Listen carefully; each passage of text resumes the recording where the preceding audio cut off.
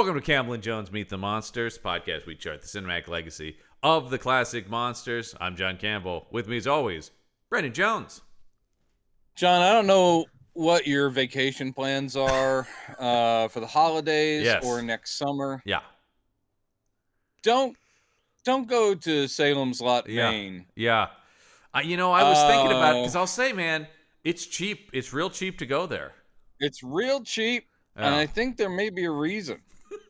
We've been there now about 3 times of the show. We went to Salem's I've been Lot. there even an extra time. I saw the beginnings when it was still Jerusalem's Lot. That's right, yeah. And we went this to place Salem's has Lot. never been We went to Salem's Lot, then we took a return to Salem's Lot. Oh, we sure as hell did. Now we're just back at Salem's Lot. No need to state anything else. Because, yes, folks, it's time once again to tell Stephen King's vampire saga, but this time for the new millennium. Oh, and you can tell because, we got a long-haired, leather jacket-wearing Rob Lowe. I love Rob Lowe, but his hair in this is terrible. It looks like someone who is probably always meant to have had short hair. Yeah. And probably still does underneath, and they're like, but you're supposed to be a rocker in this, and there's no time to grow it out, so here's a wig. You can't, or you're supposed to be kind of You can't fight edgy. The preppiness of a Rob Lowe. You can't.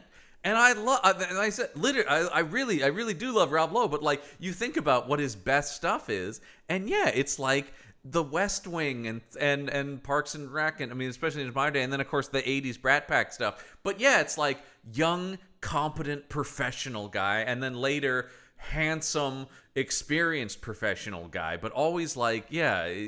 And I will say, even in this, which I'll be interested to hear what your take was on this, but even in this, he's got chops. Oh, he's a good actor. That's the thing. I will say he's not my idea of Ben Mears.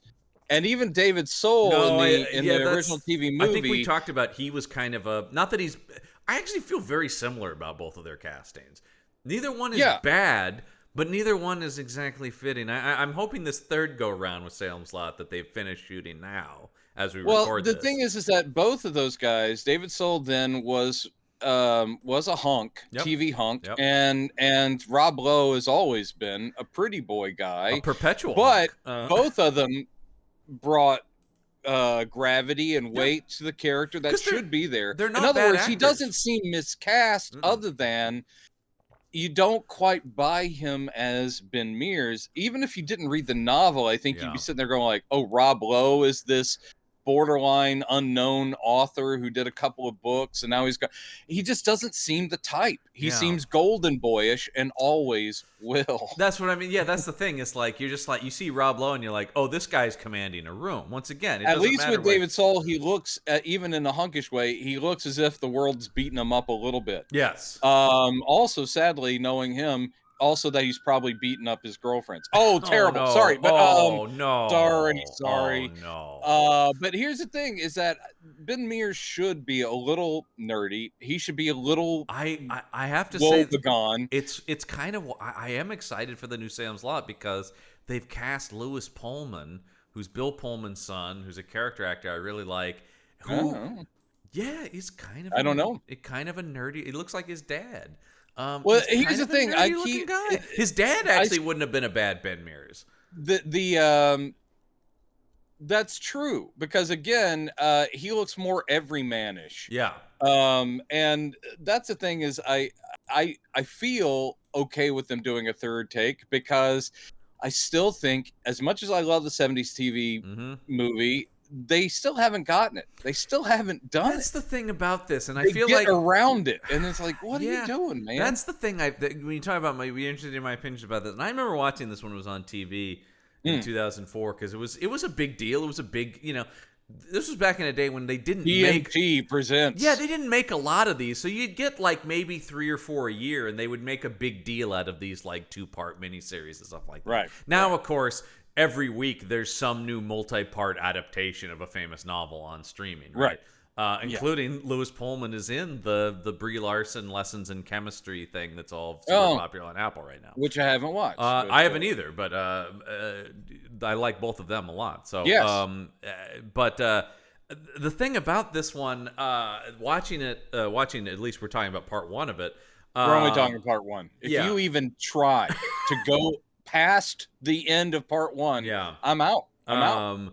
But there are things this corrects from the 70s version, but then it drops the ball on things that work in the 70s version. It's a really interesting. That's what blows me away. You're going like, oh, I like that they're doing that thing from the novel, but then you've completely lost this thing. And so, like, maybe between the two of them, there's a great Salem Slot not adaptation. Just as far as adaptation, one thing that really hit me watching this is, again, they needed a Toby Hooper or someone. I think that's a huge thing here. This is pretty inert. Yeah. And one of the weirdest things, it's not like it had so much more time because the other one was a two-parter also. I think they're the same length. Yeah, I mean. But the adaptation there, and I can't remember who did the adaptation or the writing of it. Right, because I don't think Hooper wrote that, did he? No, I don't think he did. But this is what I'll say, is that person captured Stephen King's small town thing, all the soap operatics, all that stuff. Paul Monish is the writer of the 70s version. He did a very good job, and Toby Hooper took it up, and also, of course, casting and all that stuff. Mm-hmm. It actually has atmosphere and chills and stuff like that in the 70s. Yeah. And this, you sit there going like, is anything going to really move in this at all? The worst thing is how obfuscated this version makes character relationships, character development. Because if I did not know the book, and if I did not know like the original miniseries, and just came to this without any knowledge, I'd be confused about, wait, who are those people? How are they related? That's the biggest thing I think that the 70s version has over this is they clear-cut character arcs where you're like, oh, the little boys and they're friends with him. And it's so interesting because like you talk about, it's not a difference in time necessarily, but the sort of, because I mean the whole description of Salem Slot I think we talked about last time when we did the 70s version was Our Town meets Dracula was kind of what King has described it as, right?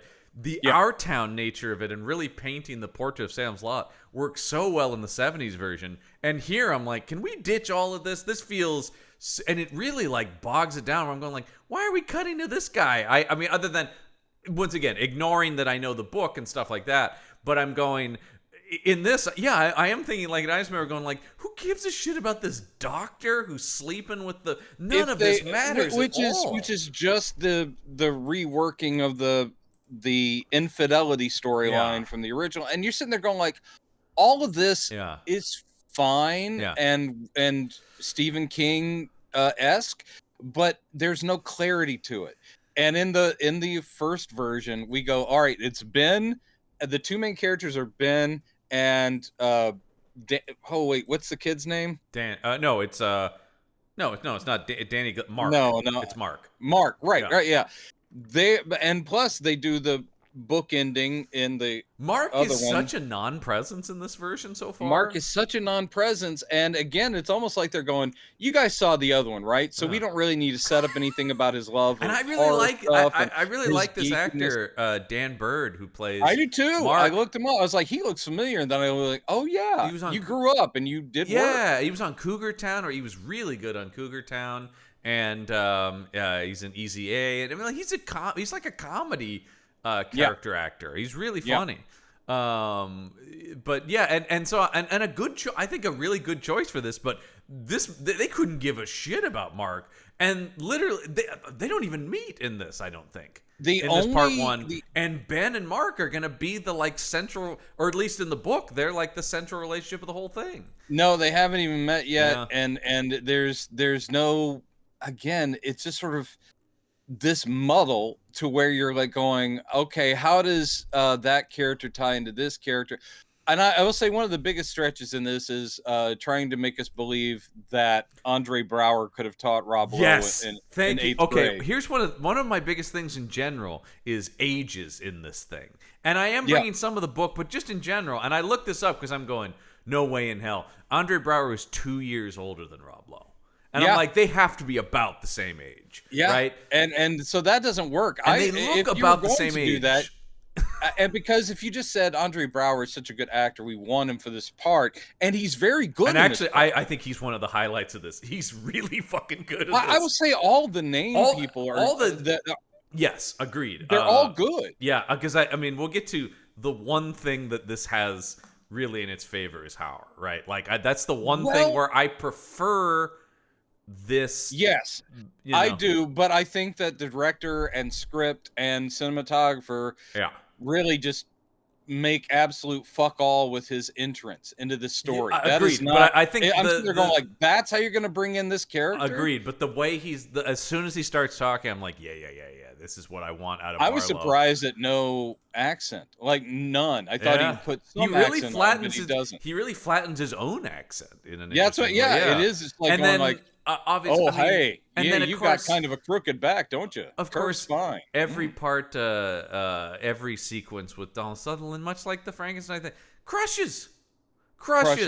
That scene with the old lady and stuff like that, I'm like, that's the best part of this whole thing. I know. Because you don't need any special effect or budget when you just put Donald Sutherland's face on screen. And you get Cromwell, who doesn't have a lot in part one, but he's integral and he's great because he's, James Cromwell.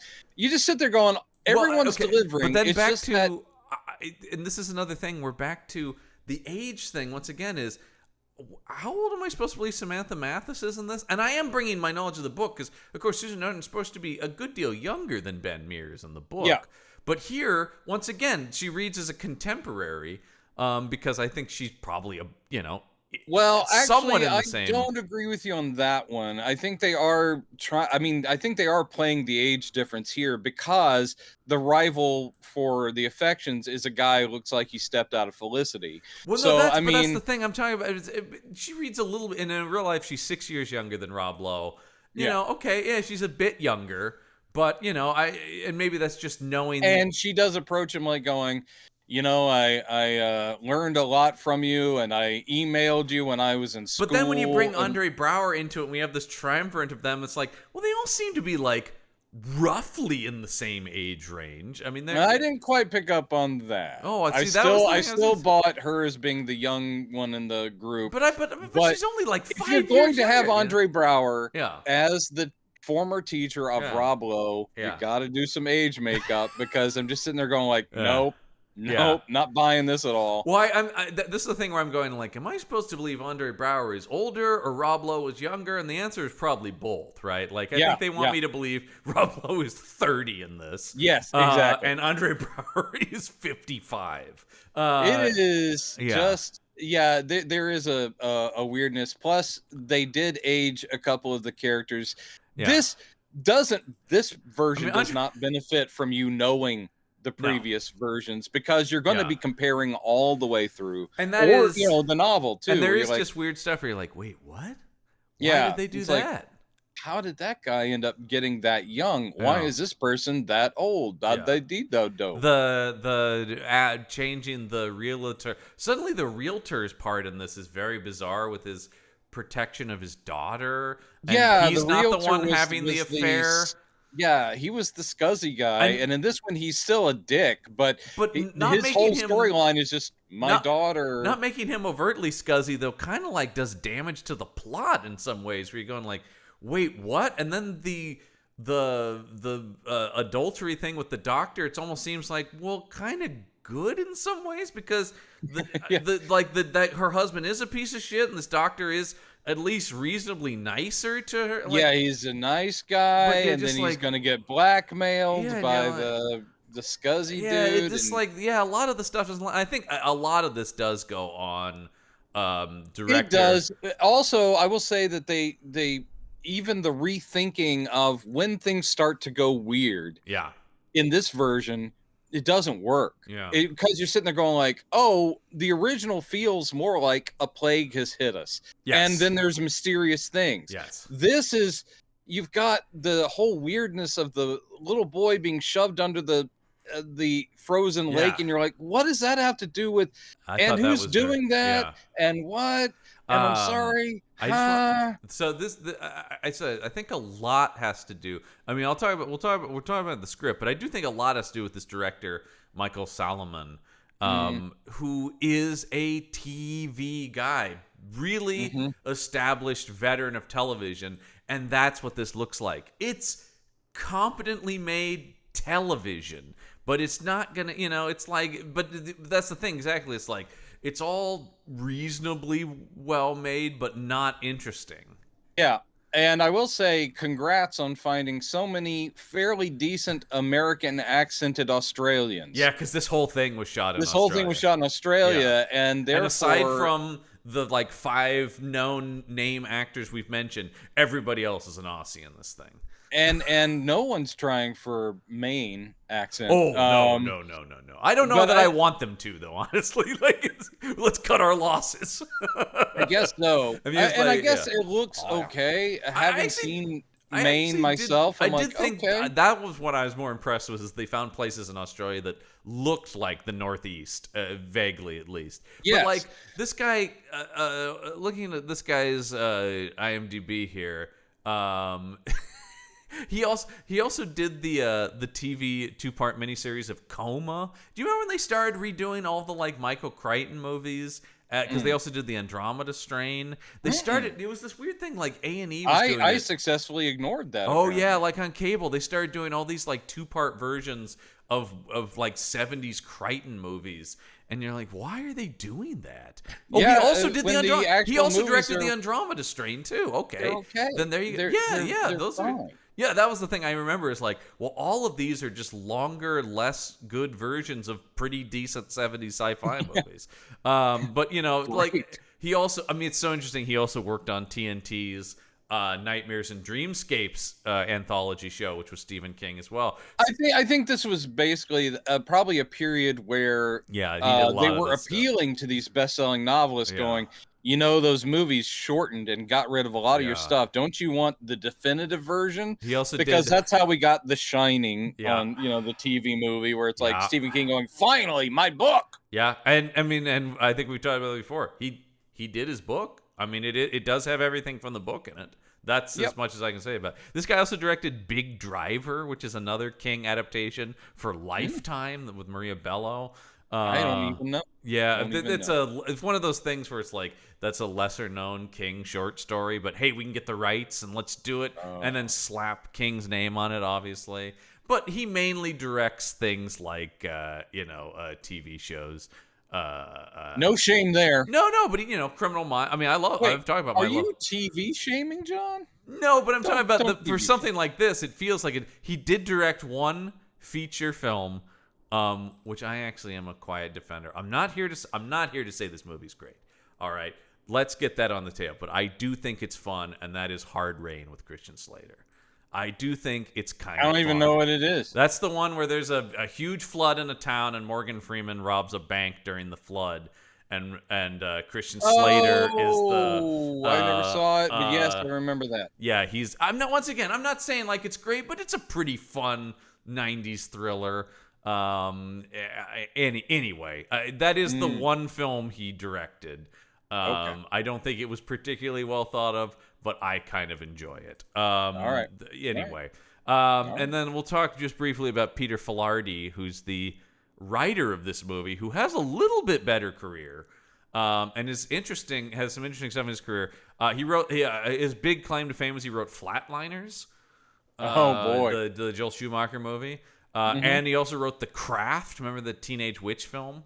I do. Yeah, he did that. But then the interesting thing is he goes on to showrun Chapelwaite, which is the Salem's Lot prequel, and he never really got rid of it, did he? No, it's so interesting. This. But what's interesting is that's way better than this. It is. It's better directed, but it's also better written.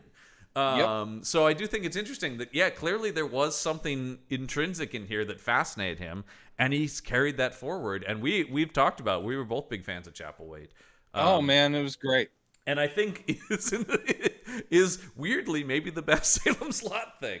Well, I think one of the things that benefited from is that, yes, it is based on Jerusalem's Lot, the short story prequel that King wrote to Salem's Lot. But at the same time, there was freedom there, and they made it a series. They made, or at least a contained story, and they just similar, I would say, to the current Fall of the House of Usher, where it's, let's just take all these key things and expand on them and do it as Easter eggs. Because Chapelwaite is not just a straight adaptation of that short story. They build out, filling in a lot of Stephen King stuff. There's a lot of Easter eggs there. So there was freedom not to just, we'll just take that story and do it. So it actually worked. It's really good. Here, they've done some adaptation. And if we start at the very beginning, we both are sitting there as, fans of the book and the original miniseries going, what? I mean, I talked about that last time I did. It's like legitimately one of my favorite books. I rank it very high in the King canon. I think Salem's Lot is about as good a vampire novel as exists. Yeah, and very successful for what he set out to do, which is, he just said, he had reread Dracula, and he's like, I want to do that modern day for him. And what if he came to my main town?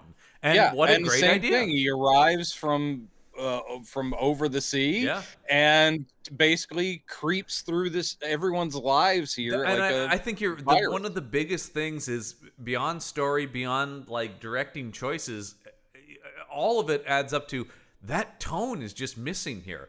The creeping, as you talked about, the creeping evil that is filling this town, that is so key to what, just the slowly worming its way through. This thing, you don't feel that. This part one, literally, as if they were looking at the clock. They're like, oh shit. It's because the last 15 minutes of this, they really pick up the pace, and it's like, boom, boom, boom, boom. Tune in tomorrow for the conclude. And you're like, good Lord. Once that finally hits, it doesn't have the impact, because you're like, you didn't build to this. Suddenly everything just happens, and you're like, oh, vampires are out there now. But that starts with, as you talk about, I'm sure like you, very thrown by this opening where we have a disheveled looking Rob Lowe, as disheveled as you can make Rob Lowe look. Because once again, even like homeless Rob Lowe, he's got a beat up baseball cap and a hoodie. He's still the most handsome homeless man you've ever seen.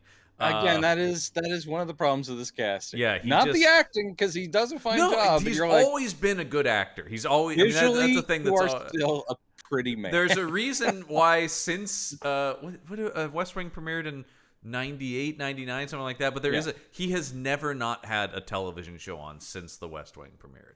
Wow. Every single season of television since then has had Rob Lowe on some show. And that speaks to his talent, and to people just want to see that guy. Like, we just I always want to see Rob Lowe. It is true. Like, I'm never been like, oh God, again with Rob Lowe. I mean, not that I've been spying on you when you wake up in the morning, but there's a thing where you pretty much you yawn, you stretch, you sit up, and then you're like, Rob. Yeah, and then he's not there. I mean, I watched his fucking the sadness in your face. His very dumb ghost hunting show, which I did watch. Because I get, like one of his hobbies is he's big into like supernatural stuff. And so he did a show where he and his sons go around to like haunted places. I did not know. Yeah, I think it's called the Lowe Files. Like, it's You know what I have to do now is watch that.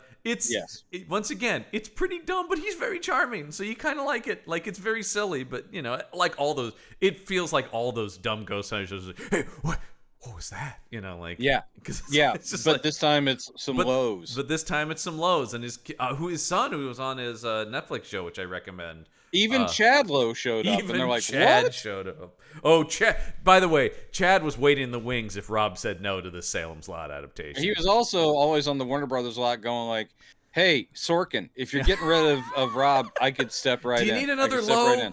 We're going a different way. Have you heard of Josh Malina? All right. Who I love, I love Josh Malina. But I actually thought that was a very smart choice to go. Let's not get another Lowe. Let's get a totally different kind of guy. Yes. So rough-looking Rob Lowe comes into it's Thanksgiving Day at the like church soup kitchen. In New York. Or Sydney. Interestingly enough, this is not South America. I know, because opening on a disheveled-looking Ben Mears. Okay, yeah, I think we're gonna start with him at the end of the thing, and Mark. Where's Mark? Yeah, Mark should be with him, and he comes in here and he sees James Cromwell, who's there, and like we said, I mean, so many of my favorite actors in this thing. I love James Cromwell. He's always great. Oh my God. Always great. And him being cast Succession. as Father Callahan, you're perfect. Like, yeah. Perfect. Like you said, Rob Lowe's a weird choice, but almost everyone else is like, I 100% see that.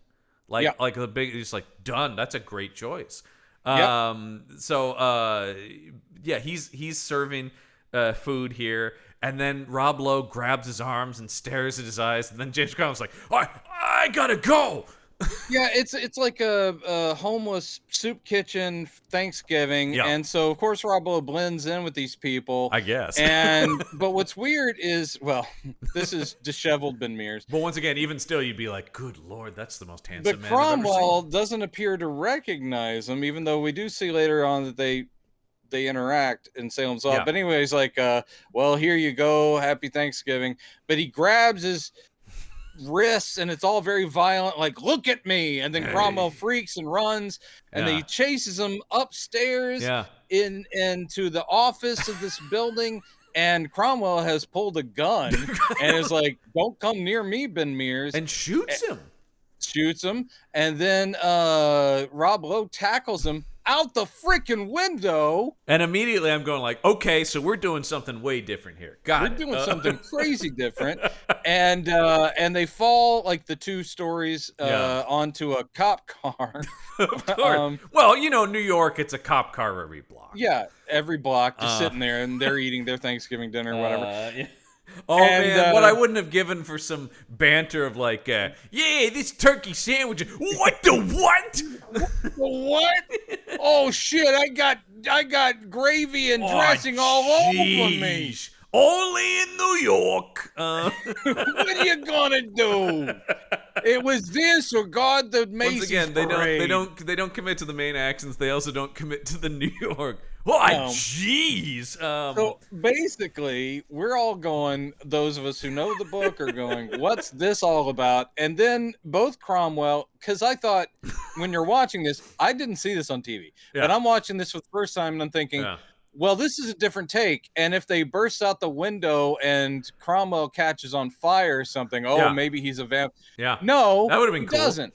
It would have been cool. But anyway, so they're taken to the hospital. They're both still alive, which is apparently. Crazy that they could survive that fall onto a car.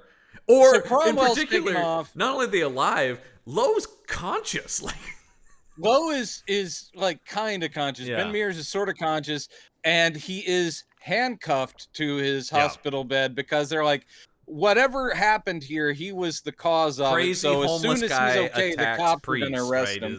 Is what the thing is, right? It's just like that would be. And then we get this orderly who's like, this is a very strangely written character who's like going, well, because he's got to replace. You're going to burn in hell for what you did. That's a priest, and oh god, this guy's energy is so weird, and he is structurally replacing the South American priest from the novel. And also replacing the captain in Frankenstein, because this becomes a let me tell you my story. Donald Sutherland's like, I think that was my part. Excuse me. I believe I've done this before. Basically, Lowe wakes up and he's like going, damn, man, what do you do? Attack a priest? You're asking God to do that. Why should anyone have any sympathy for you? And then he just goes, Salem's Lot. Oh no, he says the full Jerusalem's Lot. Oh, does he See, say he does. Jerusalem's? I wrote it down because it was Oh like, yeah, he does. That's right, we he does. read the book. Yeah, yeah. And then he goes on, basically, I guess, to tell the story of what we're about to Well, and see to this we hospital get all orderly. these like really desaturated shots of this abandoned town that they Yeah. then do a fade to. Now it's nicer and people live there, so we've gone back in time. And Mm-hmm. Lowe is driving into town talking about the towns we live in, and he's doing all the narration stuff. He's doing some Stephen King Yeah, narration, yeah. and I was sitting there going like, "Oh, if they do this for the whole show, I don't mind it No, because and it I also like fits with. focusing on writer man." Well, that's it exactly. It fits with he's very very verbose and purple prose about this But they town and what abandoned this about 5 minutes in. The second well, that Ben Mears actually drives into town, they go, "Well, we hope you enjoyed that. well, Now it's because just one of going the to be." problems is Ben Mears isn't in it actually that much, so you kind of can't Yeah, have him. yeah. No, yeah, then that is the thing. Is kind of I actually think. I mean, I know some people are questioning them doing like a 2-hour movie of this. Is that possible? I think you could do a more stripped down Salem's Lot that really is about It's Ben going to Mears. end up just being Ben and Susan and maybe Mark, And then that'll maybe be it. like hinting at the fringes of the town and Yeah. little Rumor snippets has of it things. that guy's doing her or whatever. You're like, Little okay. snippets of things. I mean, I think that could work. Mainly, that may just be because I was watching this and going, Jesus. Which is so weird because one of the things I love about the book Weirdly, is Jesus doesn't show up in this at all. I kept waiting for him to. I know.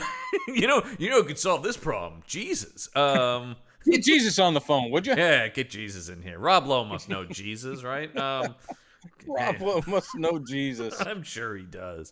Yeah. So he drives into town. He meets Larry Crockett, who's a realtor, who immediately I'm like, ooh, huge step down from Fred Willard, whoever this guy is. Dude, yeah. Robert Grubb. Oh, my God. The name is even perfect. He's from Hobart, Tasmania. Yeah, I will say the only...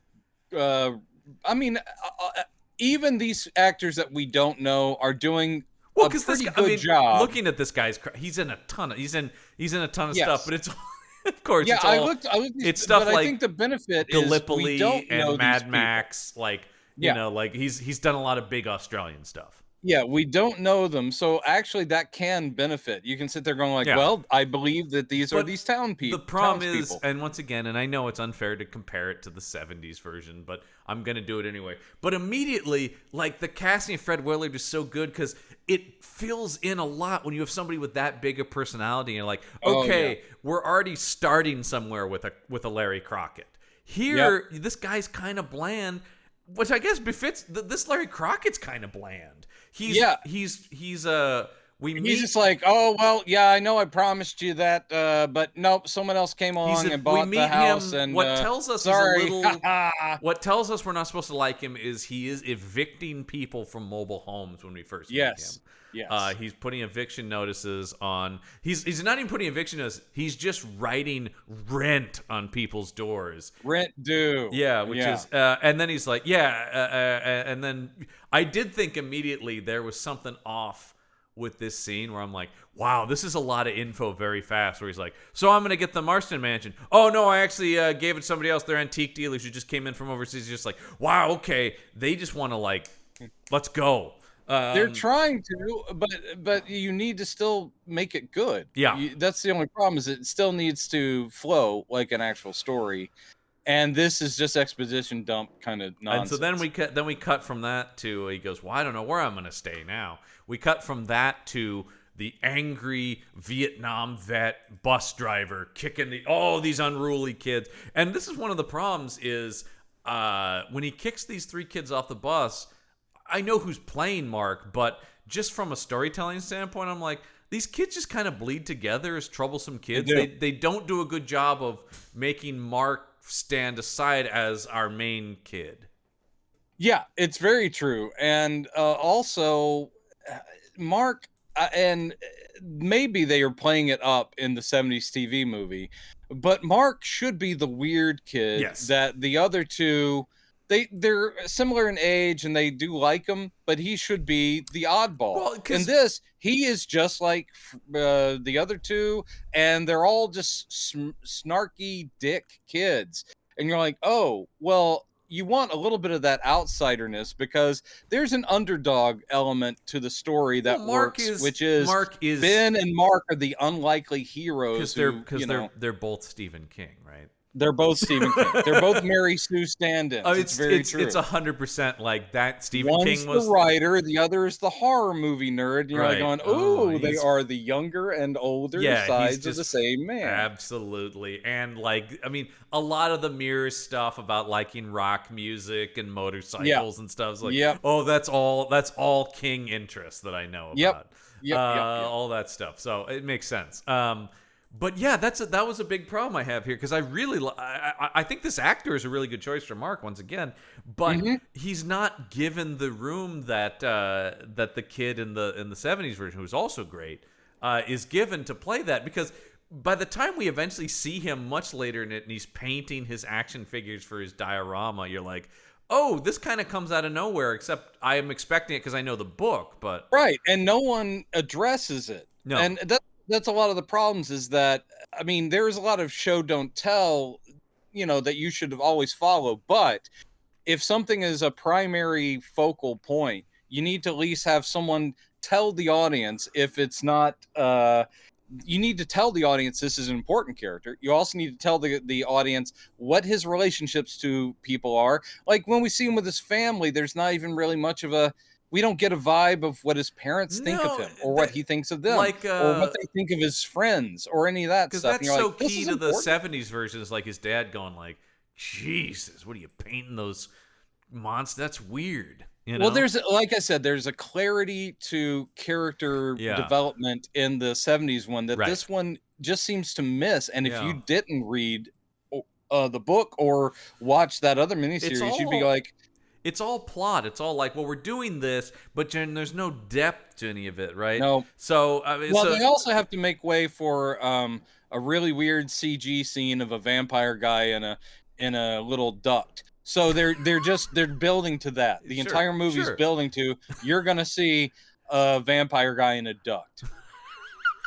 Yeah, trust us, folks. You just keep watching. I have a feeling that the elevator pitch was, it's like the 70s miniseries. Yeah. Only this one is going to have a CG scene of a vampire guy in a duct. I do like the I do like the all the stuff to make it 2004 where they will just put in like reference to the internet, reference to Afghanistan, like there is stuff in here where you're like, they have just like, okay, we have updated it is modern day, and you're like, yeah, sure, because the whole thing is, when we get to Ben Mears' book, is about being embedded with a Marine unit in Afghanistan. You're like, who and gives he exposes their war crimes, which that makes ends people up sending guys to jail, and people don't like that because this is Americana town, right? Yeah, like, you're a traitor, Mears. There's some good Marines in jail now, thanks to you. And it's like, well, maybe they shouldn't have done war crimes. I also just thought, like, hey man, this town is very pro war crimes, man. Fuck yeah. Our mayor ran on a pro war crimes ticket. He said there aren't enough war crimes, okay? But like all of that stuff doesn't matter either. It doesn't that's matter. The thing where you go like, this is what you're choosing to add depth to? Well, also you gotta love, so immediately Lo is in the coffee shop or the diner where Susan works because her mother owns it. And once again, it's so fast. He meets Samantha Mathis, who I love. I love Samantha Mathis. I say she will probably never be a greatly remembered actor, but I've always liked her. Yep. She's very likable. I think that is she's key. very likable. Yeah. And even here, and this is not too far past the first blush of her fame, but still, she's just like, oh, look at that. I want to see that face more on TV or whatever. And I I'm sad that she's kind of vanished. I mean, I think she still works, but I don't see her anymore. But it's a lot of a couple episodes of Law and Order SVU, that kind of stuff. Yeah, sure, yeah. She's apparently she's back in the King world. She's in the Pet Cemetery prequel that's out now. Oh, is she? Which I have not seen. I will watch it at some point because I watch anything with Duchovny in it. But I might. I don't know. It's it's on Paramount Plus too. It's not exactly a hard thing. Oh, right, she did do a little arc on Curb Your Enthusiasm as a love interest for Larry. Did she? A couple years back. So yeah. Well, that's age inappropriate. Well, they're all age inappropriate on Curb. I mean, he was dating Lucy Liu this last season. Who? What? He was dating Lucy Liu this last season. Yeah, but she's older than Samantha Mathis. Oh, I don't think that's true. I think Samantha Mathis. Maybe they're around the same age. I think they've got to be around the same age. Anyway, my love for Samantha Mathis, though, of course, comes from Super Mario Brothers. Yeah, I know. Well, not necessarily, but no. Once again, it's pump up the volume, pump up the volume, pump up the volume. Dance. It's Broken Arrow. It's really, of course it is. Of course, it's Broken Arrow. I mean, I do love her in Super Mario Brothers. I like Broken Arrow. Actually, I love Broken Arrow. Look, we've talked about Low, but my real love is Slater. Let's be honest here. I was talking about Hard Rain, Broken Arrow. I do love Slater. Why don't you just marry him then? Slater might have been a better Ben Mears. He's not 100% right for it, but I think he's closer than Lowe. Well, he could be believably an 8th grader under Andre Braugher, perhaps. Well, because that's what I'm talking about. But then Susan would have to go even younger to make it believe. Well, because literally there are 2 separate movies where they play love interests: Pump Up the Volume and Broken Arrow. Pump up the volume. I'm sorry. I love Pump Up the Volume. It's great. Yes. Yes. And that's one of Slater's best. Harry Hardon.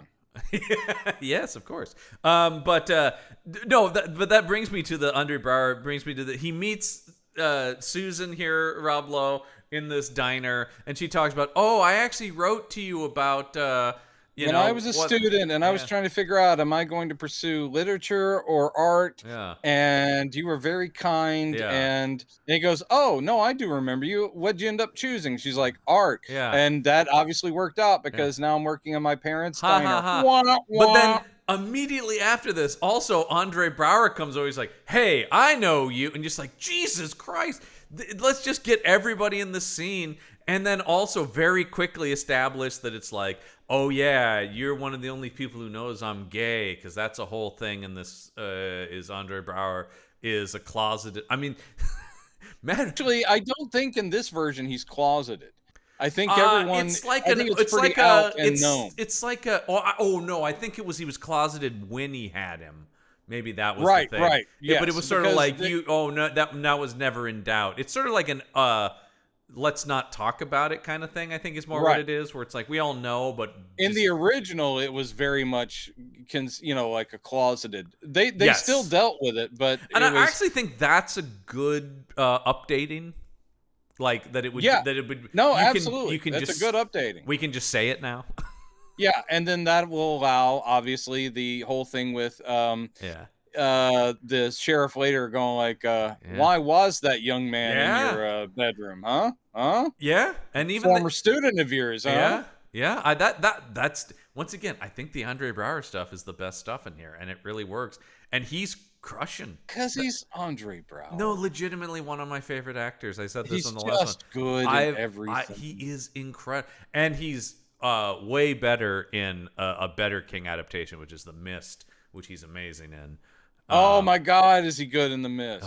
And The Mist is one of the best King adaptations. I mean, that's not a hot take. It really is, and that's so an example of them going farther and giving you a much darker ending than Stephen King did. Yeah, man. I mean, look, Darabont is one of the few filmmakers who just you can trust with King. He really gets King, and the other one is Mike Flanagan. But. I'll wait. I'll wait and see. You didn't like Dr. Sleep? I did like Dr. Sleep. Dr. Sleep is so he's great. done 2 things I like. Yeah, I don't know if you haven't seen Gerald's Game. I highly recommend Gerald's Game. No, I didn't see it. That's a really good King adaptation by him too. They're the 2 guys I sort of go. They really get what King is trying to do. Yeah. But yeah, it's so then it's like, what are you doing in town? We've seen all this before. It's like, oh, I'm here to write about the old Marston house. And they're like, wait a minute, weren't you the kid who found the body? And then, boy, we don't need these super orange colored flashbacks to young Rob Lowe in the haunted house. This feels so incredibly TV and so incredibly 2004. It immediately makes it feel cheap. Yeah. They think that this director thinks he's being kind of cool. Yeah. As in, like, I'm just going to suggest stuff and it's going to seem horrible. Yeah. No, what would be horrible is actually showing us what this kid saw. Let me that pitch would be this. impactful. Let me pitch this. What if you opened on that and did that as a prologue?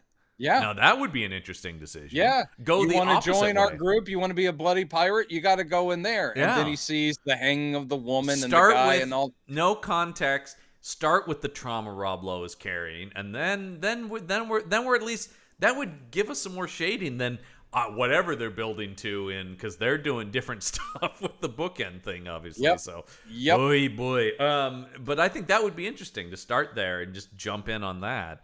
But talk about that in general. I agree with you. The thing about, and that's a big criticism I saw from a lot of people about this. There's nothing remotely scary in this. No, it's really inert is a good, like, there's the idea that it's supposed to be creepy. But Tobe Hooper did a way better job in the 70s. I mean, look, because Tobe Hooper is an out-and-out horror filmmaker, which obviously helps a lot. There was literally mist, and yes, I prefer a Barlow that talks, but at the same time, that Barlow became iconic though unto himself, and there's a whole generation of kids and stuff like that who saw that and were like, ugh. But here, unless it's just through his acting alone, which is amazing, Donald Sutherland brings this. That's the only time you start to get creepy. Yeah. And then, obviously, the Mephistophelian scene with Barlow and Duds, where he basically says, "I can make you better," that kind of thing. That's also purely because of power. But the stuff he thinks that he's getting you on, which is when Dudley is, and that's a pretty good scene. Dudley vampiring out on his old friend. Yeah. That's pretty good. Yeah. But, he really is thinking, like, it'll be something you've never seen before. The X-Files gave us that eel guy, and I'm going to give you a vampire and a duck. Yeah, and it's like, this is not... Oh, actually, that made me think of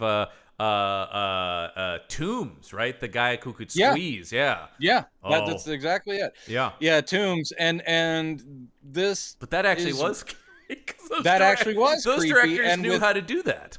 With cheaper effects, but this is stupid, and that's literally all you're getting as far as scares in part one. But it's not even, and scares are one thing, but like we were talking about, there's not even like a creepiness around beyond, of course, just like, well, it's dark. It seems dark, and I get that it's supposed to be creepy, but there's nothing visceral in this, which is a bummer, because like we're saying, the stuff that's working is just like, well, yeah, given no direction, Donald Sutherland and Rutger Hauer will be amazing. Those guys just can't be bad. I mean, I've seen Rutger Hauer almost in like some real crap where he's amazing, If you had two directors and two camera crews, like if you had a full-on awesome director film the exact same takes, it would be exactly what you want. But this isn't it. This is the least the less talented guy. The cast is really saving this thing. Really. They're just pointing at the camera and going like, that's working for you, right? Is that working for you? No, you need to bring a little more to it, my friend. I do recommend, if you go, I recommend them in general, but both of Rob Lowe's books are great. His just stories from Hollywood are fantastic. I've heard. But his chapter about making this Wikipedia quotes something. It does. It quotes the Rutger Hauer story, which is pretty funny. Which we'll share that on the next one, because it's really about the end of this. But it's I kind of really, it sounds like it would have been a total WTF, what the Yeah. fuck is Barlow talking about? Yeah. But I still kind of want to be able to hear what Rutger Hauer came up Rutger with. Hauer's done that before because, of course, famously he improvised so much of the last baddie monologue in Blade Runner, and so maybe that went to his head. He's just maybe like, it did. I'll He's just like, do that on all of them. Don't worry, monologues. Yeah, that's me. and I it's got just it. like, I don't know, man. I think that one time it really worked, and so anyway, yeah, he talks about. And they're like, because immediately this is the thing. It's like, well, yeah, haunted house book. That doesn't really seem like a Ben. That's the thing about this. This Ben Mears seems to be more successful than the Ben Mears I'm familiar with. Because people are talking about like, that's not a Ben Mears book. Well, I think they could make that assumption based on the only book that they know him for, which is this sort of nonfiction. I was there kind of thing. I mean, maybe, and so they're like, but that, and well, obviously that doesn't that book, seem though, like something you would write. That book had some kind of impact though, because it led to stuff. So I mean, it's like he's more of a known quantity. I feel like, in this. Well, everyone in this little town has at least has a passing knowledge of what he wrote. Even though it seems to always surprise them every time he shows up and goes, "No, I lived here for a bit when I was a kid." Oh, did you? Yeah, I know. That's a weird. Like, wait, why would they know about your books? You would think that would because it's like local boy made good, right? But here they're going like, you lived here? Well, the thing in the book, you and mean the thing Cecilia was your aunt? What? And then wait, that means you're the kid who found the body. And then they do the math and they go, wait, you're the guy. Yeah. When he goes to the boarding house with the old couple, that's where we get all of that stuff. Yeah, and then of course that's where you also get the guy who's doing repair work or whatever, the remodeling, and he's like, "Oh, that Ben Mears character, you trash." I still prefer the old couple in the 70s version. Yep. The whole thing with their love story, much nicer than this. Yeah, just better handled, I guess. It's a weird thing where I can't even fully explain specifically what it is, but there's something missing here. Even though they're doing the same stuff, there's a lack of depth. It's all about the script, and it's all about the director. And you had a solid adaptation. So I'm not saying the script of the 70s version is amazing, but it's clear, precise, and it does the job. I think it's really interested in this stuff. And then you had Tobe Hooper. You know what I mean? I think Hooper and that writer were really interested in the town stuff. Here it almost feels like, well, we have to do this, but we want it. I don't know what this wants to do. But also, because it's not delivering on the scares. Connecting the town stuff to what eventually is going to happen. Whereas in the original miniseries, even all the just soap opera stuff, we know how it ties in. Right. We know that it all will be impacted by the arrival of Straker and Barlow. And here, no. Well, that's it exactly. Like here, when they're doing this stuff, I'm going. It's like we're changing channels and we're watching a different show for a little bit. Like, yeah. Oh, there's the father and the daughter. Oh, she's a handful. Oh, there's the young doctor and he's having an affair. Oh, that's kind of crazy. But how does this tie into a because when you have story? the guys who are who run the dump, which are Dud and Mike, right? Well, Dud doesn't run it. He's working there, but they're also they're sort of just general handymen about whatever, because Crockett will fire them because Dud's looking at his daughter. That's basically it. Dud's what is the proper terminology now? I'm not saying that in like I'm trying to be all snarky. I'm just like, I don't know. Is it mentally challenged or intellectually challenged? Yeah, they lean more into his physical issues in this one. Also, he's a typical Stephen King. Yeah, I hate to say it. Simpleton is like the old term. He loves to put someone in there who's like, I am actually fairly innocent, but people mock me because I'm different. People always talk about, of course, the tropes of King, and that's a big one. It's a big one, and they always have like the community given nickname, like, oh, we call him Duds, or this guy is called Billy Bob, or whatever. Like I said, in this one, it's more like because they make a big deal later. He goes, "That's right, I don't have a limp anymore. So they Yeah, almost and make he it more also like, seems to be mentally more there when he's Mr. yeah, Vampire Guy. but also that, yeah, but their like hesitancy to commit to that fully kind of damages the character. And it's like, I think they're trying to be more sensitive, but at the same time, the character is just kind of like ill-defined then, like everything. But the idea is that Yeah. he has a crush on lovely teenage daughter of Ruth the Crockett, of played Crockett. by Penny McNamee, also from Yeah, Australia. Australia. Yeah, And yeah. then it's just this whole thing of he innocently has a crush on her, and she has flirted back, but only to piss off her dad. Well, because But it's later you worked. get the very rough scene where Dud actually goes and asks her out, and she's like, "I was just doing that to upset my father. Why would I be interested in you, you freak?" I do. Well, actually, that scene, they make her a little. I mean, she's not that harsh. No, She's actually like, "I'm sorry, Duds. No, look, that was just to piss my dad off. I'm really sorry it got you fired." And then it's the other kids who are like, "That's right, you yeah, weirdo." the other kids like, "Yeah, you weirdo," and she's actually somewhat sympathetic. But then she She's gets hot, the man. satanic What are you necklace. crazy? Yeah. It's like they're trying to tie Straker into. He's very much like the store owner in Needful Things. Yes. Because the whole thing with this necklace, you're like, Yes. where is this coming from? And it's like, are they combining the plots of Needful Things with Salem's Lot? Yeah. It's like, oh, kinda I think are. you would enjoy. It's like that was owned by a whore master's mistress. Yeah. Back in, it's like, would you like it? You can have it. Make sure you give it to your daughter. That's right. So Penny McNamee, who plays Crockett's daughter, is the sister of Jessica McNamee, who's kind of a bigger deal, who just played, she was Sonya Blade in the most recent Mortal Kombat movie. She's also in The Meg, and she played Margaret Court. I never watched The Meg. She played Margaret Court in the Battle of the Sexes, the tennis movie with Emma Stone. Oh, I saw that. Yeah. Yeah. She was in that. She's a Oh, good good. actress, yeah, and apparently her sister, who's in this, won a lot of acclaim for being in the Australian production of Wicked. Oh, well, I mean, the thing that we can assume is even these people that were like, who the hell are they? They're When you look them like, up, yeah. they're big in their own country. And they all work They're a known.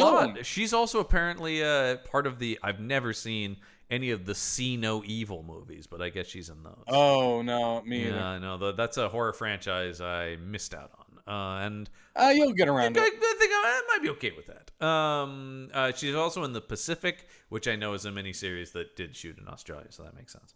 All right. Let's go to the hospital where we meet the doctor. Should we log off? Yeah, let's you and I think it's time we need to go to the hospital. All right. Sorry, folks. Dr. Cutting this Cody is at the hospital, played by Robert Mamone, also of Adelaide, South Australia. Again, you're looking at these people going like, who's this fresh face? But looking at this guy, he's in both Matrix Reloaded and Revolution. So, playing the beloved character of AK, who I don't remember in either one of those movies, but Nope. that's okay.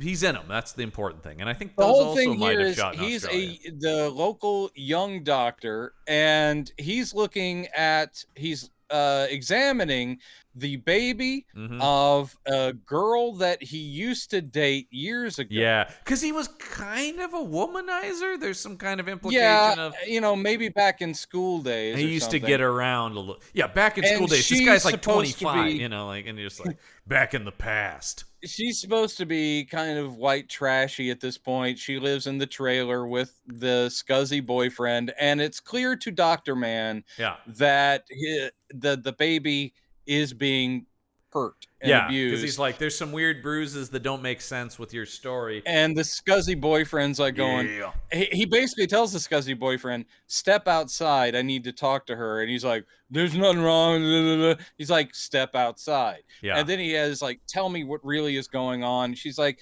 nothing. But she also says, look, I made a mistake when I let you go. You're still such a nice guy. And he's like, yeah, well, you're married to that scuzzy dude. The scuzzy husband, by the way, Paul Ashcroft, does not have many credits, and that adds up because I do think he's one of the weaker performances in this thing. But he's only called upon to be cartoonishly. Well, yeah, that may be it too. Is like he's not, but he is just kind of probably like, do meth, and I always have a gun, and I'm trouble. It's that thing that we always are upset about, where it's like he is so awful 24/7. You're like, why would anyone marry him? Yeah, there's never the soft moment where he goes, "Baby, I'm so sorry. No, I just get carried away." I hate that and stuff where you just go he like is just 24/7 scumbag. And also, you would think like if the doctor's implying you might be abusing your kid, like.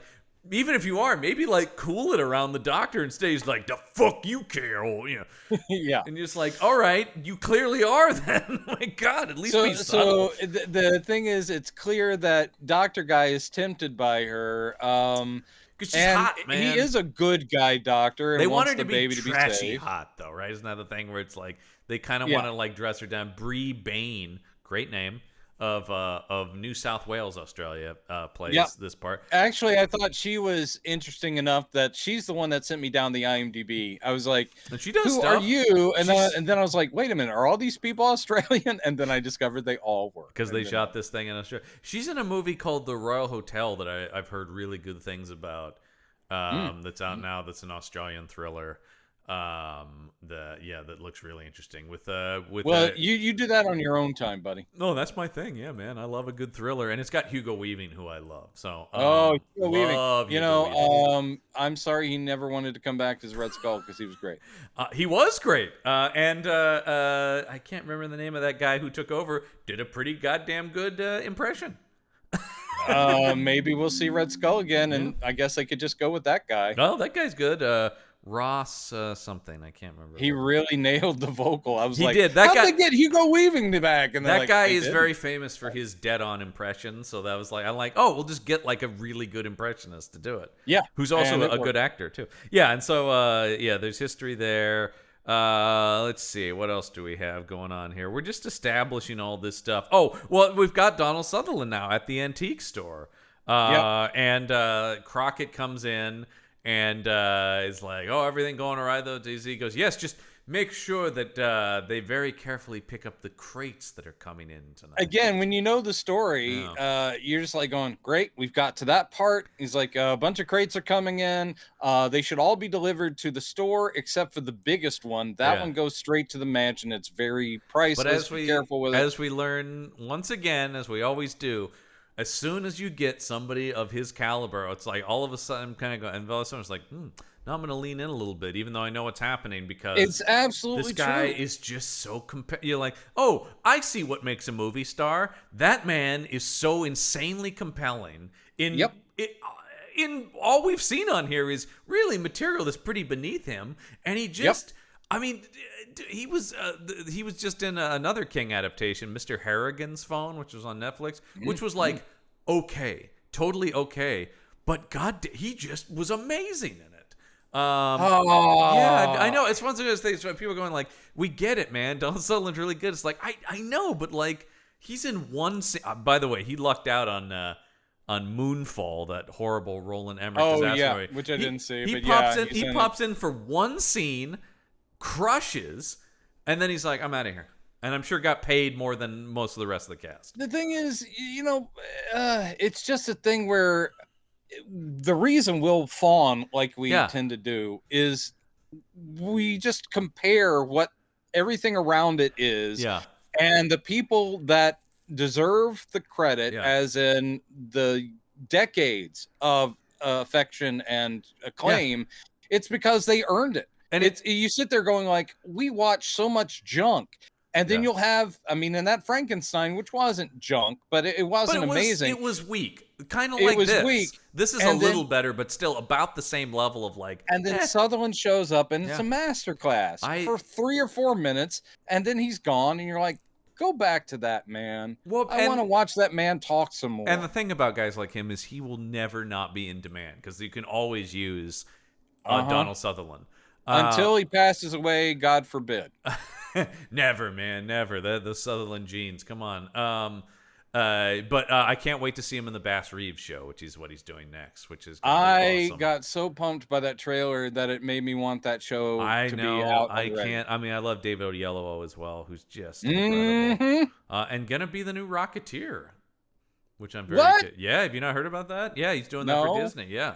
Is it set in modern day or World War II or what? It's World War II, and he's playing a Tuskegee airman. Oh, that makes perfect sense. That's a big. Well, as long as Cliff Secord gets credit and his due in the same movie, I got no problem with that's a big passion project of his that he has spearheaded, though, which also makes me like David Oyelowo even more. How could you not?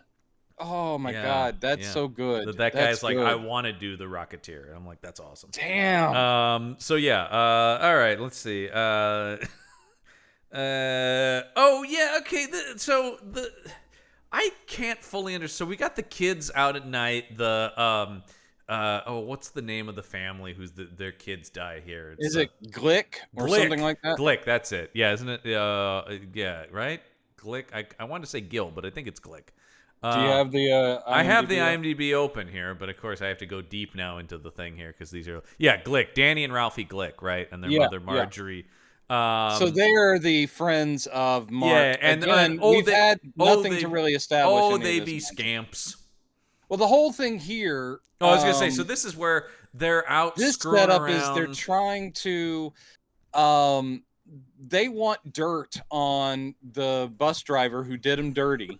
So they go out to his... It's just like, kids, get something better to do, man. The rumor is that the bus driver keeps porn in the glove box of the school bus. So they go out... Yeah, man. And in the middle of the night, they open 2004, that's... I mean, I know, the internet's still... but, like, Jesus. They open up the glove box, and it's not porn...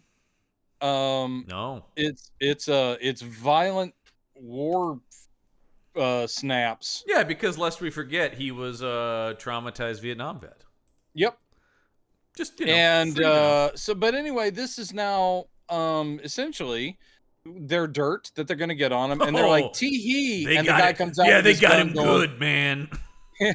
And they're like, oh, I hear you out there. I'm coming for you. And they run away. Oh, also, this guy's dog was strung up on a gate earlier, which they kind of like pass over real quick.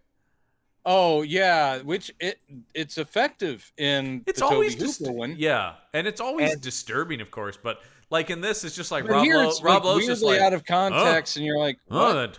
Yeah, that's why I was gonna say, like, that's why I brought that up now. It's like, right, we already saw that because he's also going like, "Where's that dog of mine?" And we had already seen that it was because Rob Lowe's just like, "Oh, a dog." That's a really good impression. No, I've been doing that. There's a lot of call for my Lowe from Salem's Lot. Yeah. Guys, remember that? Everybody knows about the Rob Lowe Salem. No, actually, so many people that I've told about this go, there's another Salem's Lot. And actually, if I did know about it, I had not thought about it because I never watched it. I remembered it being on, Brenda, did you just share with me that there's a Kurt Barlow action figure? I sure did. I can't know this. Oh no, it's crazy. You would not even, with your great wealth, be able to afford it. No, I've never come close to spending that on an action figure. The same company also did the Glick Brothers. A limited edition of both of them as vampires. Oh wow! Here's a company that did Straker and Barlow. Oh, it's a 2-pack. Okay, wait a minute. Now this is considerably more expensive, but I can't live without a James Mason figure. A James Mason figure. Mason. Ooh, I'm here. All right, this is a rabbit hole because I see they've also made. It is the same company. They've made Reverend Lowe from Silver Bullet as well. So I just have to keep looking at this. $900 for 2 Mego dolls. Oh, but they make a Curse of Frankenstein hammer 2-pack with the creature and Dr. Frankenstein. All right. Dear boy, I'm sorry I sent this to you. That's right. What, they have a Curse of the Werewolf? Oh, my God. Okay. You should move on, my friend. That's right, James Mason. I mean, that is one thing that you go like, well, you can't top James Mason. It's like, you can't, but you can match him with a Donald Sutherland. I'd say that's a 1-for-1. That's absolutely, yeah. So they run away from the guy, and yes, one of the kids gets pulled into the water and drowned. Oh yeah, that's what I'm saying. That's not a vampire thing to do. No, it's not. And also the question is, since Barlow hasn't shown up. Yeah, is this Barlow that's doing this? No, that means that this has to be Straker. And why is Straker doing this?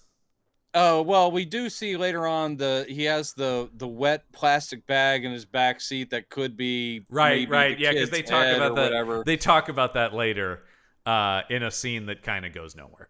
Yeah, but this really doesn't make sense. And all I could think, again, because this isn't in the novel and this doesn't add anything, is it just them trying to do Easter eggs to other King things? Because the kid under the ice is very Dead Zone. Very Dead Zone. And you're like, but not a vampire thing. You're like, what is the purpose? No, and then the other kid ends up in the middle of the street and nearly run over by James Cromwell. To be fair, this kid does wake up from a coma and say that Martin Sheen's gonna get assassinated, though. So yeah, he does. Yeah, it suddenly becomes a presidential assassination thriller with a psychic twist. Actually, one of my favorite Kings, and it's a different kind. Oh no, it's good. Yeah, it's good stuff. The book and the movie. Oh well, Cronenberg, man, come on. And maybe a little bit of help from a friend that I call Chris. Yeah, well, I mean, boy, if you need a guy to be just haunted, Christopher Walken's who you're calling. I see things, like that. So. That SNL skit still kills me, where he'd have the incredibly mild, mundane revelations. He'd shake people's head and goes, "You're going to have a cup of coffee, but the coffee was made 2 hours before. It's going to be very cold." And you're like, that is the funniest thing. Somehow that guy is one of the greatest SNL hosts, and I think people are always still surprised by it. Yeah, he's just fucking funny. Get over it, people, and enjoy. He's giving you a gift. He's hilarious. He's kind of a guy who can do everything, because then it's like, oh, right, he's like a musical theater guy, too. Yep. He dances, he sings. Yeah. I mean, the Fatboy Slim video, come on. Oh, it's the best. That man is a national treasure. He is. International. In the same camp as Donald Sutherland. He's going to be great, even if the project's beneath him. I want Donald Sutherland and Christopher Walken to do something together right now. Oh, man. Yeah. They could do some kind of bust out of a retirement home and go on an adventure movie. They could, and I would much rather watch that than like Old Dogs or whatever the fuck. God. Oh, Jesus. Or what was it, Bucket List? Oh God, yeah. There was that run of those things where it's like, watch treasured, beloved movie stars embarrass themselves. In family talk about comedies. Their prostates. That's what we've always wanted. The one, and then I swear we're gonna get back to Sam's Lot, but the one I didn't even see it. Because why would I watch this? But it was called Last Vegas. Do you remember this? It was Michael Douglas. Las Vegas. And Morgan Freeman, right? And Morgan Freeman and somebody, and then another guy. But the one that really made me sad was Kevin Kline was in it. I also go like, he's not as old as these other guys. He's playing older in it. Yeah, because he's a little bit younger than like Douglas and Morgan Freeman. But I did think like they give him a big white beard in it, like he grew his beard out big and didn't. But anyway, the joke I remember just being so embarrassed. It was in the trailer. Is a woman goes, "Do you have any drugs?" And Kevin Kline goes, "Does Lipitor count?" And I just thought, "You're Kevin Kline." You're Kevin Kline. Hold on. He said, "Does Lipitor count?" And I'm going like, you are so much better than this. Yeah. I can't even. I mean, all of those guys are above them. All of them are better than that. It's De Niro. De Niro's the other guy that's in it. Jesus. Yeah. But I think that a lot of those movies are similar, and forgive the comparison, but they're similar to the grown-ups movies where they know the script is shit. They just want to hang out. Be dumb. They just want to hang out. They got to do go another job. They enjoy each other's company. They got to go to Vegas. Yep, that's exactly. I think Michael Douglas is romancing Mary Steenburgen in it, because usually they get like a hot lady their age who they can all flirt with. Yeah. Yeah. I mean, that goes back to the grumpy old men. And but those were Sophia Loren. Yeah, it was Anne Margaret in the first one, Sophia Loren on the second one. But those were actually grumpier old men. Those were actually pretty funny. Well, they were famously a great pair. They were famously a great pair, and I feel like they were a little bit less. It wasn't like, let's go to Miami. They've got a little blue pill that makes your pee-pee hard. Yeah. Does Lipitor count? Jesus. All right, back to the movie that we're talking about. Back to this. Part Yeah, one. yeah. So anyway, the Glick mother calls Mark's mother and is like, have you seen my boys? They were over there. And they're like, my son doesn't have friends. He's painting action figures right now. Yeah. Did you also find it a little weird? This is Salem's Lot. We know traditionally, and Ben Mears even told us, it's a tiny town. Yeah. I just found it really strange that Mark's mother gets a phone call from the Glick mother, and she's like, we've never met, but our sons are friends. I'm like, that doesn't happen in a small town. No, because they know each other. Even if it's just in passing, they'd be like, oh, hi, Marge. And hi, Joyce, the weirdest whatever. beat of this, and I don't know, is she goes, well, we should get together sometime, and then she hangs up, it's like, and that would be nice. And the Glick mother goes, like that would ever happen. I just thought, what is that implying? Yeah, I know. What are you trying to say there's something weird about Mark's family, because the movie doesn't say that anywhere? It's like if you're trying, you've got to build up or build off of that, and nothing comes of it. No. So what was the point? I don't know. That was wasted film.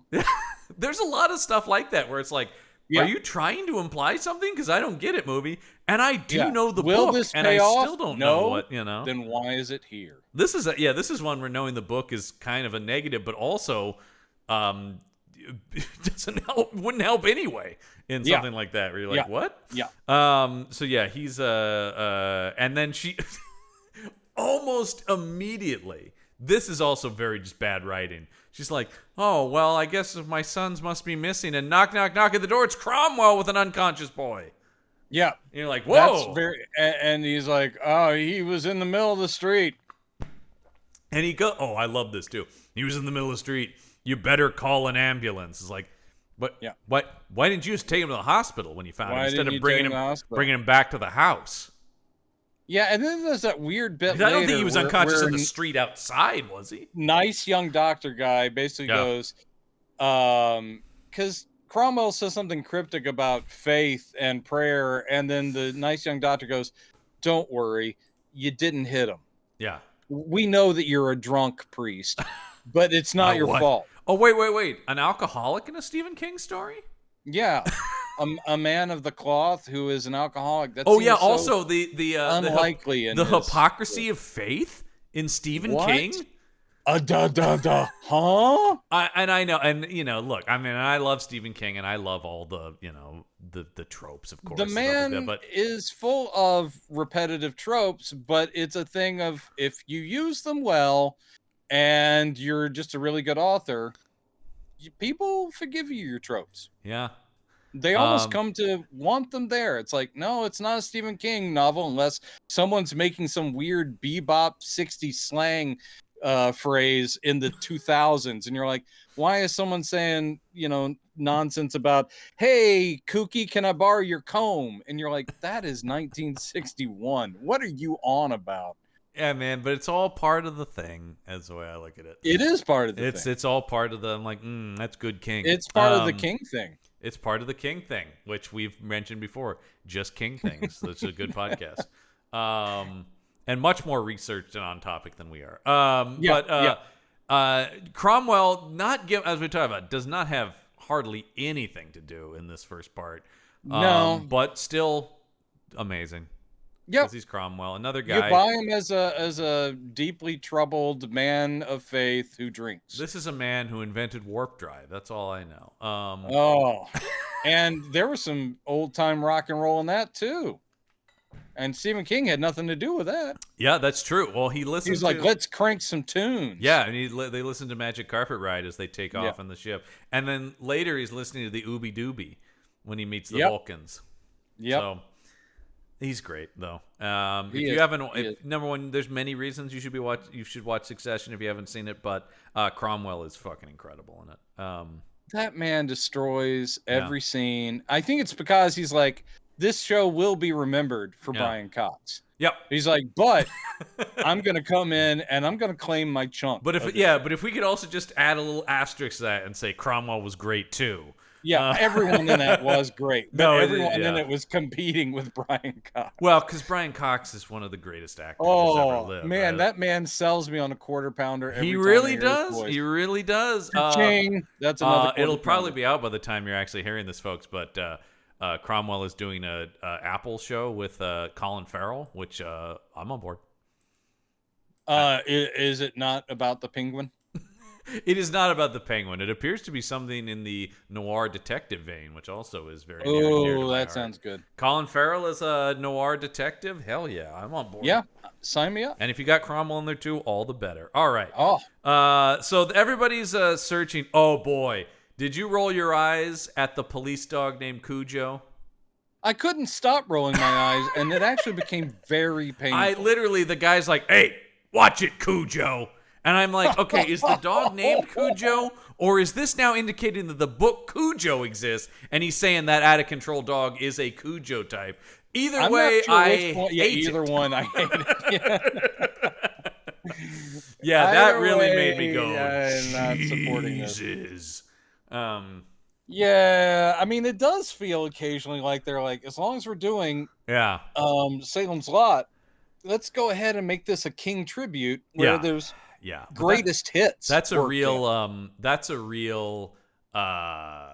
choice. It's a real bad choice, but a real like, who do you think will enjoy this? Because true King fans are gonna roll their eyes like we did. I did, it's such a pointless thing. But I always hate when you have stuff like this, and we've talked about these moments before, and you can just feel the makers were going like, I mean, did you catch every time in this TV movie that they said the word "it"? I was like, come on, man, we get it. Yeah. We get it. Yeah. We understand. Damn, shut up. I mean, I you know what? I kind of was waiting for like ever since that thing happened in Derry, Which, when they do that stuff, I don't mind, because Stephen King does that shit in his own novels. He does. And it's the shared universe where they're like going, well, I mean, they've mentioned Cujo in almost every other thing. When that rabid dog went crazy literally, out there, Castle Rock or whatever. His book, a couple books back, he did a crime novel,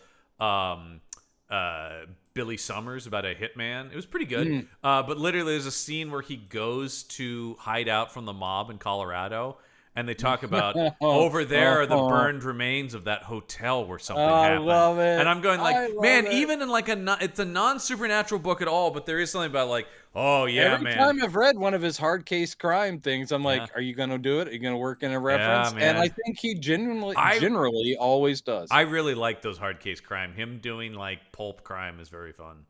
Oh yeah. And still very Stephen King. Guys, basically, go read Stephen King and don't watch this. Is my good night.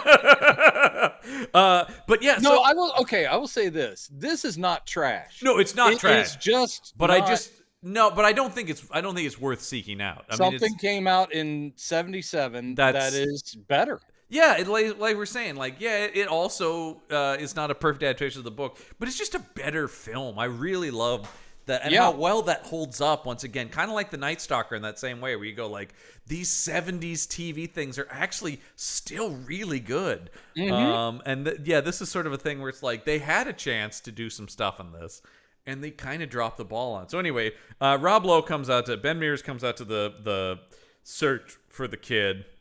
Yeah, he joins the community search for the missing Glick. But of course, now we have the police chief out there going, Mears, huh? You're new in town, and those kids disappeared when you were in town. Again, even in the 70s when the sheriff is a character, here he's just been lurking on the outside, suspicious of everybody from the get-go, even before a kid went missing.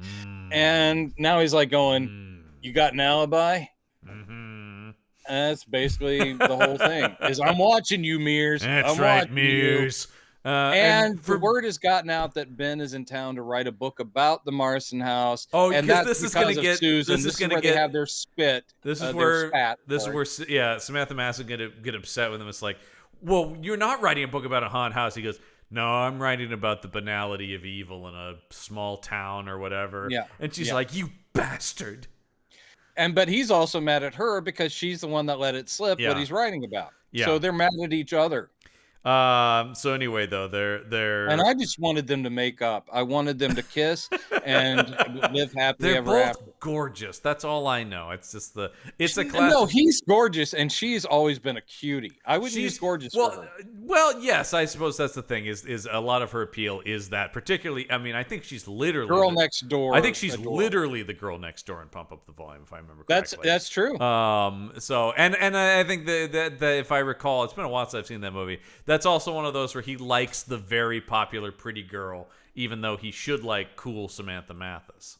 I don't think so. I think that he's. It's been a long time. I think he's an isolated loner, and she's the one that is finally making a connection with him.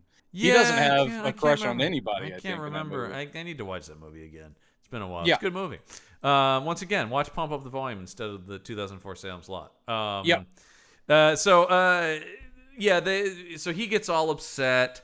Well, I also like the sheriff thinking, he goes, yeah, he showed up in town. These kids go missing, and wasn't there a dead dog? And he's like, yeah. And who found that dead dog? And Rob Lowe's That's like, right. I Ben did. He's like, yep. Man, putting all the pieces together. I just, And again, I mean, this isn't necessarily a bad bit of plot stuff, and King does the same thing. It's like, we're looking at you, outsider. It's just clumsily executed. It's clumsily executed, and it's not this actor's doesn't fault. land. It's just, Nothing lands. It doesn't work. This guy apparently is also in the See No Evil franchise, though. The guy who plays the sheriff. So really, yeah, I think that is that an Australian thing? It must be. Yeah, Stephen Vidler, who plays Sheriff Parkins in this, is also in See No Evil. So, and again, he's not bad. No, it's not his fault. It's just, I mean, the material he's given is very one note. Because, oh God, later when he gets, I blame you. When he gets the rap sheet on Ben Mears and Straker, it's just like, well, let's just dump all the info we can in one scene. I love that it shows up in one scene. He's like, and it's just like over the radio, like, yeah, Ben Mears, motorcycle accident. He was cleared of any, but by the way, died. Why even include any of that if you're not going to do a thing with it, right? I know. It's such a key part of his backstory in the book and in the 70s miniseries. Yeah, but here it's just like, let's drop it in. Well, because here they really want to make it about the trauma of finding the bodies in the house. Yeah. So it's almost like, do we even need then the thing about the motorcycle if you're not going to find a way to like actually make that? Oh, whatever. This is actually, as we're talking about, this is worse now than I was thinking it was watching it yesterday. I am, as we're going through it, I'm going, no, it's actually pretty bad. It really is just some actors I like. It's easily avoided, and not because it's terrible. It's just you've got better things to do with your time. Yeah, it's just is not worth anything. I hope you have better. So they mentioned the dead. Okay, so then we get the main guy from the dump. What's his name? That's is that Mike? He's Mike Ryerson or whatever. Yeah, he's the one that Andre Brower, the teacher, is going to take care of because he's clearly messed up. Yeah, another Australian actor, Christopher Morris, and he's been youngified for this. He looks like a CW guy. Yes, I have seen his work in the John Cena classic, The Marine. Oh Jesus!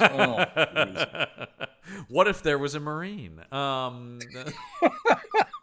movie that finally answers the question: what if there was a Marine? Well, we did talk about that when we did it on the Action Shelf. We love that the bad guys keep going, wait, what did you say? This guy's a Marine? Oh, jeez. And we're just going like, well, I understand the Marines would have training, but they're not like so rare that you might run into a Marine and it's not going like, their skin secretes a poison that'll kill you instantly. It's like, hold on a second. This guy, you're telling me this guy's a Marine? I did think it was just like, shouldn't he be like a special ops guy or like a really no? I liked the follow-up, which was the comptroller, where basically John Cena is like, well, I'm no longer a Marine, but now I take care of like local city politics. Yeah, that movie came out before the real rise of John Cena. That was but you joke about the follow-up. I think there are like there are 6 Marine movies. No, there are 6 of them. All right, back to Salem's Lot. We yeah. got to finish this up. So I'm not to the point where I'm whining about being hungry yet, but I get can there. feel it. I can feel it Oh, coming. it's a coming. Yeah. So he's the one who tells Crockett about. Yeah, I think I saw a wet bag in the back of Straker's truck there, and he goes, "Well, that could be anything." And it's like, I don't know. It could be a. It's a big jump to go to. It could be a boy's head. I will say. It's like, well, first the sheriff goes like, big enough to be a little boy. He goes, no, like it's not the sheriff. That's key to this. It's Crockett, the realtor he's going to, because Crockett even says, if you think that, then why didn't you go to the sheriff? Right, that's right. He does go to Crockett, and it is a thing where he goes. But I also heard that he's been ice fishing, so it's probably just that. Yeah, he's Don Sutherland really strikes me as an ice fisherman. Particularly this button up, whatever. Because they do the scene, which again in Tobe Hooper's version is actually creepy, but we did skip over. They did the scene of the delivery of the coffin of the crate, which has Barlow's coffin in it, to the old Marston place. Once again, it's pretty perfunctory in this. It's not that. It's just very like, perfunctory. Yeah. They basically get spooked by what sounds like a whooshing wind and footsteps, and they run out. And nothing chills me to the bone like a whooshing wind sound. And they're like, "Oh shit, man, that was crazy!" And then then basically the other guy's like, "Oh look, that's a nice BMW," and then peeks in and sees the wet bag in the back. Yeah, and if it's a wet bag, you know what that means? There's a kid's head in it. Yeah, probably. I mean, that's what most people jump to. I don't follow wet that bag, logic. I'm backseat, sorry. Kid's head. I need some bigger piece of connecting tissue to make me believe this guy thinks that that's in there. But of course it is, because we know that it's a vampire. Yep. I do like the line when they're in the hospital and they've got the Glick boy and he's in a coma and they're like, I don't know, it's like he was frightened into unconsciousness. I mean, maybe a better thing could make that work, but it's just something about the execution and that line of dialogue that's very silly. He just got so scared. He probably heard a whooshing wind. That's probably exactly what happened. But he's like, anyway, I got to check out this possibly abused baby, and fuck it, it's mom. Yep. That's exactly what happens. He gives in. To temptation. Oh. Yeah. And it doesn't go so well. Well, no, because she's like, also so weird to go like, yeah, my baby might have been abused anyway. You want to get out of here? Yeah, yeah, and that they get together, and then they're woken up by the husband guy who's got a shotgun. And then I'm gonna kill you, Dr. Man, unless I get $10,000. So then that's the blackmail. That doesn't work at all. It's going to take me a little while to get that much money together. I mean, like, he's a small town. Doctors do make money, but it being the realtor makes way more sense because we know he's like wheeling and dealing. Here, he's a doctor at the local hospital. I don't think this guy's just got 10,000 lying around. I will say that meth boyfriend husband guy is probably stupid enough to think, well, he's a doctor. Them doctors be super rich, right? Yeah, even the ones here in Salem's Lot. I do. Well, because they are written like that, even though it's Maine, and they're not doing that accent. But some of these characters they feel like they should sound like that. Yeah, I like the guy who's like going, you put good Marines in jail. That guy, that was a performance. Now, a lot of that is because the dialogue is stupid, but that guy's whole performance, once again, it's like outraged, patriot right-winger guy going like, I don't care for you, Mears. That's right. You were part of the Bartlett administration. I didn't vote for him. The Bartlett administration.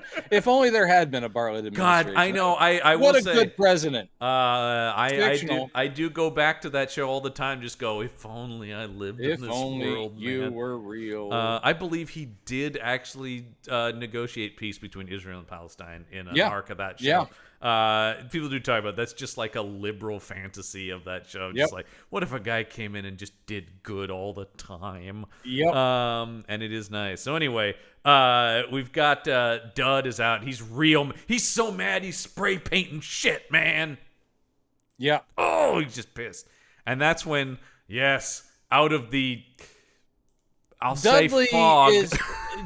Dudley, when he found out he got fired from the trash job because of realtor guy Crockett, and also told by the daughter, like, sorry, no, I don't really like you. What was I supposed to do? Not look at the titties?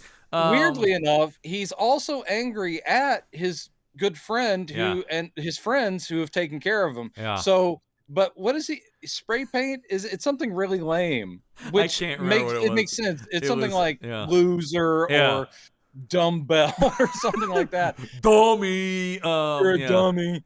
And as he's doing that, out at the dump, and there's rats around, finally some mysterious gentleman in a hat shows up. And they kind of half-heartedly make it seem like he's coming out of fog, but like it's like they got a Party City fog machine and crank that thing on. Lit it. And then here comes Rutger Hauer, who once again, great choice. What a perfect choice for Barlow, because he just we've already seen him play a master vampire in Buffy, which he was great in.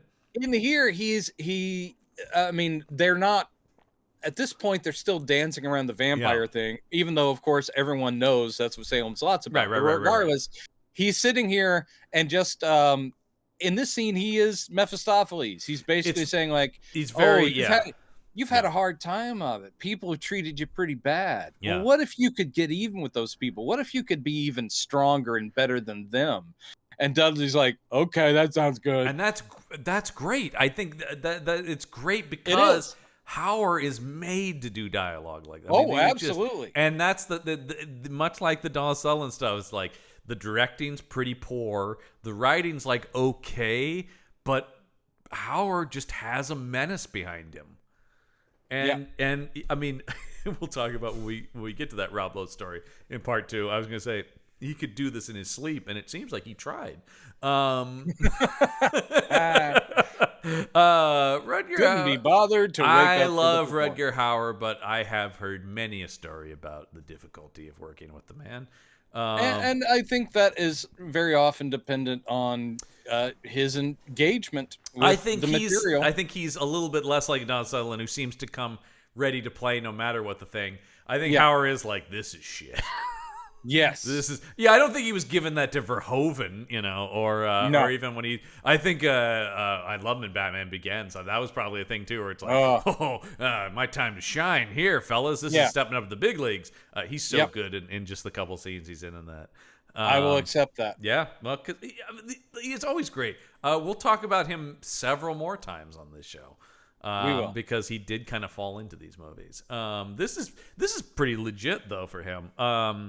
And so yes, he's done worse. He's certainly done much worse. Can't wait to talk about him in Argento's Dracula. That movie, I think that could be fun. I've actually never seen it. So. I have only seen pieces of it. I've never actually watched it in its entirety. All right. So anyway, Danny's in the hospital, and oh boy, this is one of the worst directed sequences when Danny's brother shows up as this sort of ghostly undead figure. And it's all behind the plastic curtain. Well, and then the classic scene where they go to Mark, or then they do that one later, and they're both bad. They're just both bad. And you're like, how do you not improve upon like the technology you have at your disposal, and you can't improve upon Toby Hooper having a kid on a rope outside a window, on a rope, and that was infinitely more effective than this. Creepy AF. It really and does this speak is to weak sauce. The younger brother's like, plus it's a good lesson in what a director brings to a project. I get that they're, in the novel and the other version, he's playing by some of the rules, including they have to be invited. Yes. But it doesn't make any sense when the younger brother is in a hospital, which is a public building. Yeah. And what's more, he's already the vampire little brother is already in the hospital, and he's outside of the like the plastic the curtains. around. That's not how his brother's vampire bed. shit works. But he's like going, "Let me in." Yeah. You're like, dude. But once this is another one where you plastic curtain. That's another one though where the director's going, "Oh, it's so cool because he's like kind of out of focus because it's gauzy through the plastic." This is the winner. He's got sort of like a weird. He does try to do the like vampire speed, like he's over here, he's over there. He did that with the dud scene, and you're like, oh boy, it's bad. Look how fast I am. Yeah, I mean, it's so effectively done in like Interview with the Vampire, which I understand is a huge budget studio film compared to this cable, but still, it's just so goofy in this. Yeah. I just, it really does speak to, Hooper had less resources at his disposal, but that also meant he was more clever about stuff. Yeah. I mean, Hooper never had the resources he needed, I don't think, ever in his career. Like he was famously always shooting stuff for a lower budget. And even on the low budget, the man knew how to do it. He really just did. Knew how to get atmosphere and really eeriness. Dude, I guess Poltergeist would probably be the one time he really had the resources. He really had a budget, and that is one of the movies that I actually a jump scare worked on me. Poltergeist is great. I got the 4K of that a while back and watched it. It's still really effective, man. Nice. And I do think Hooper directed it. I know people love to go like, impossible. That's Spielberg. Oh, I'm sure Spielberg helped. Yeah, I mean, there's definitely some Spielberg stuff. I don't believe he was hands off. But I mean that is no, of course not. And he wrote. I mean, Spielberg wrote it. There's definitely a Spielberg quality to it. But I don't care for the idea of this, like, because Tobe Hooper is such an incompetent idiot. And that's bullshit. Yeah. And I won't listen to that argument. Because he's great. You watch Salem's Lot, and you can definitely see pieces of the guy who made Poltergeist. Mm-hmm. All right. I do like that so much of this, as it was always going to be, and speaks to comparison. It was just going to be comparison. But it's a big reason why, if I was going to make a new Salem's Lot, I'd really get my shit together on it and really have a take, because I know I'm going to get compared to this classic thing. Have a take. It is so interesting that 70s miniseries was not only is it good, but it really is beloved. Like, people bring that up all the time in the best vampire stuff. So, like, to kind of just fart this one out like they did is a little bit like, that's all right. Once again, what do you expect? It's TNT. That's kind of this guy's whole career. Like we talked about, though, like his Andromeda strain was like that, where you go like, yeah, we're doing it. And you're going like, yeah, but it's nowhere near as good as the 70s version. No. Which could be improved upon. I'm not so in love with that version. I'm going like, it's untouchable. But, boy, when you just do nothing with it. Yeah. So after the brother is taunting him and letting him in, then the doctors...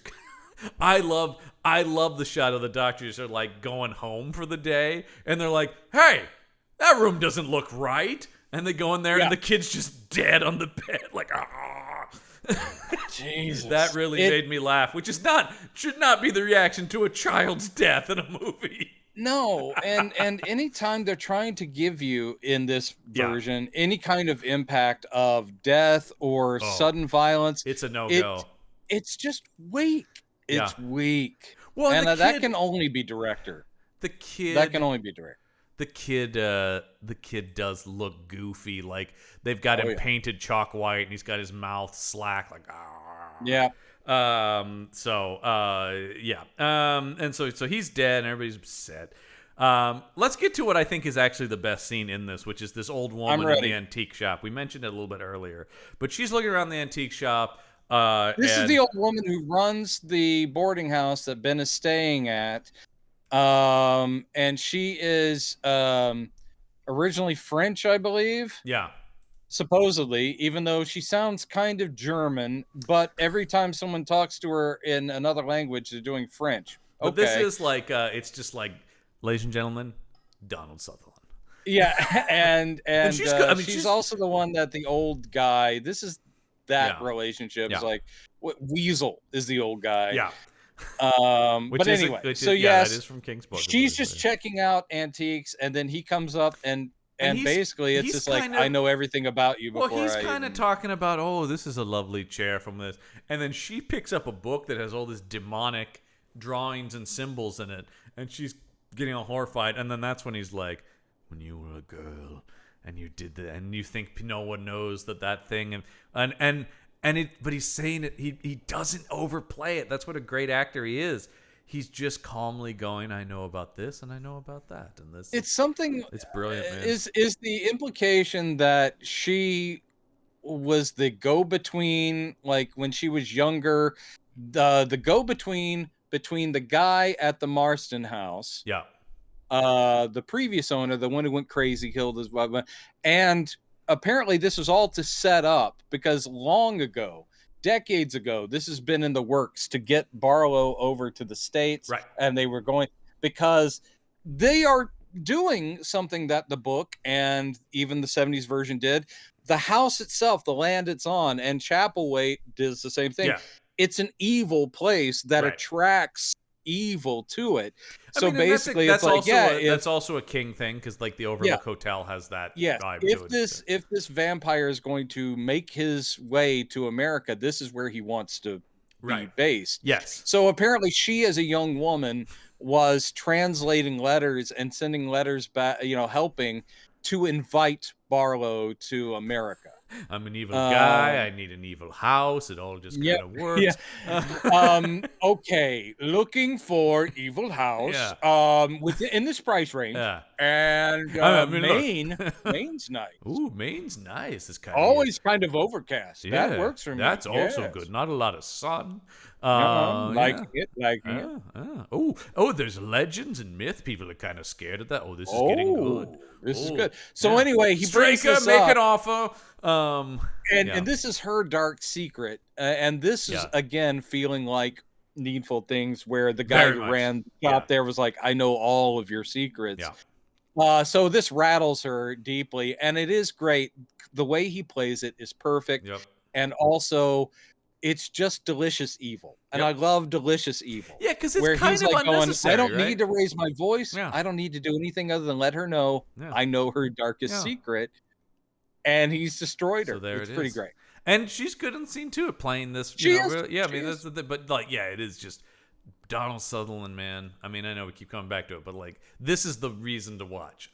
This is the one scene that we need to make it clear he is in perhaps 8 minutes. Yeah, that's always the problem with these things, right? They always get these great actors, and then it's just like, because also you can only afford these guys. I mean, like, yeah, that's right. They had him for 2 days. Yeah, they had him for 2. So Andre Braugher brings Rob Lowe to his classroom and talk to his students, who, of course, don't forget, Andre Braugher taught Rob Lowe in 8th grade. I'll never forget when he was in 8th grade, and I'm just like, you're the same age. Yeah. Andre Braugher was a 13-year-old teaching 8th grade English. I can't. How can you expect me to believe that? Come on. You can do better, Ben. This paper was a little light. I believe in you, though. Braugher is 44 years old in this movie. Like, it's and Lowe is 42. So it's like, so he brings him into the class, and of course all the kids are like, well, when you were in Afghanistan. Once again, I'm going, what is the like thematic thing of trying to bring in that he was in war, but he wasn't? And once again, there's some kid who goes like, yeah, but you weren't a soldier. It is. What are you talking about? Thing. I mean, okay, let's say if that is your new, like, this is my take. Yeah. Ben Mears is being mocked by these people because he didn't really fight. He's just the guy that exposed what was going on, so he's not a real man. But by the end of it, he'll be the one guy that the vampires fear. Yeah. Okay. The outsider becomes the badass warrior. You're right. The problem is that it's like he's got too much going on, because he's also not really an outsider. Nothing that they don't build it. It's just like, if you just keep dropping these references, that is not actually doing a through line. Yeah. Sorry. I think it was better.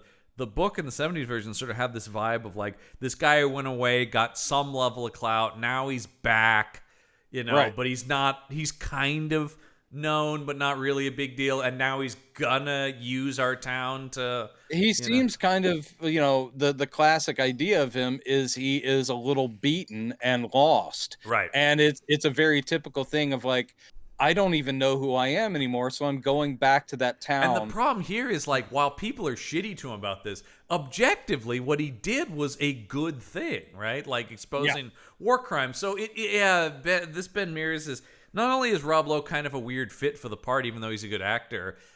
The way they're writing the character, they don't really know what they want to do with him. So No, there's a lot of problems here, Well, folks. There's a lot of problems in this. But once again, not horrible, just meh. we're not even to the end of part 1 though yet. So Part 2 is going to turn this whole thing around. So anyway, then they're having dinner at Andre Braugher's house with Samantha Mathis and Rob Lowe and him. And Samantha Mathis is like, well, I haven't fully forgiven you, but I guess we both like Andre Braugher, because who doesn't? He was Detective Frank Pembleton on Homicide. I'll just throw that in one of my favorite shows ever. So yeah, I will always bring it back to some detective show someone did. But This is interesting, though. This is him playing a gay man long before Brooklyn Nine-Nine. What is it about Andre Braugher that people go like, he must be a homosexual? What I think is anytime, and this is a gross generalization. Oh yeah. But if you want someone who's intellectual and thoughtful Yep. and a little softer, as in just in their voice and their demeanor, it's like, oh, well, then that probably is a gay man, a gay man of great, I think that's what it is. Intellectual distinction. Yes, exactly. He has a sophistication.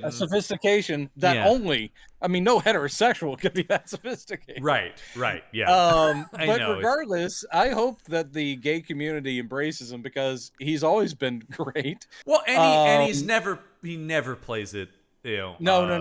stereotypically at all. I mean, I think that was one of the key things about Ray Holt. It was just like, I also love the way that Holt was just like, I'm gay. What do you? So what? Yeah. That was brilliantly, presented as in, oh no, we'll never make that a thing. I mean, it's it's just great. It's very it speaks to this guy's talent, obviously, that he can play. He can do something as awesome as Homicide, and then come back and do another iconic TV character like that too. I mean, it's and in between so much stuff. By the way, also don't sleep on Last Resort, which was a show that didn't get its due on ABC. Don't sleep on Last Resort. It's very good though. It's very good. But it didn't stick around. It did not, but luckily they knew they were going to get canceled, so it does come to a complete ending. So you get a full 13-episode story that's well worth your time. There you go. I really like that show a lot. Andre Braugher, we stan you. Yeah, and he's very good. Most recently in She Said, the movie about the Harvey Weinstein investigation. He's very good. I never saw that. It's but good. I might check that out. He's the editor of the newspaper. He's great in it. Because you believe him in that. You don't have to actually follow up. So anyway, Andre Braugher with, he was great in it. You don't need this scene though. One of the problems is this is a scene where they're basically having dinner to like, all right, let's check in on what's been happening. These kids are dead. They all sit around. They're like, "Oh, this weirdness happened. Wow, what about this weirdness?" That's very interesting. You bring that up. It's it's just they bring all this stuff here, and he's like, well. Ben and Andre Braugher, he's so good that you almost like this dialogue almost works. I think about a similar thing in a movie that I wish I liked more, which is Christopher Nolan's Interstellar. But there's a scene in that where Anne Hathaway has a thing about love being a measurable scientific thing, and she's such a good actor that I'm going like, wow. And then I'm like, wait, that's nonsense. That's nonsense Nolan dialogue. But she's so fucking good that it almost sounds insightful. And that's the same thing here where he's like, you want to write about evil in this town. Well, I've seen evil in this town. But there's good, Ben Mears. And there's more good than there is bad.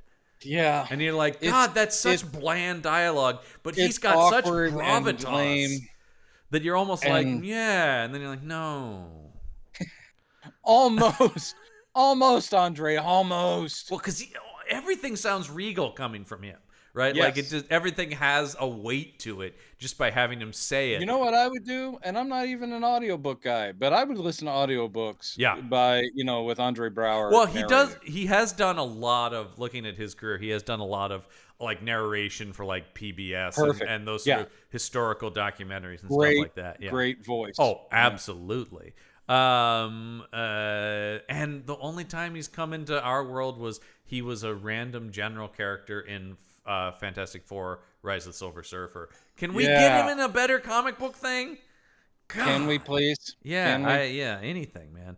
All right. So, and then he does this. This kind of comes out of nowhere. He's just like, "Hey, Samantha Mathis, don't go fucking near that Marston house." Yeah. Essentially, like, you're not allowed. Yeah. And I just thought, what? Why?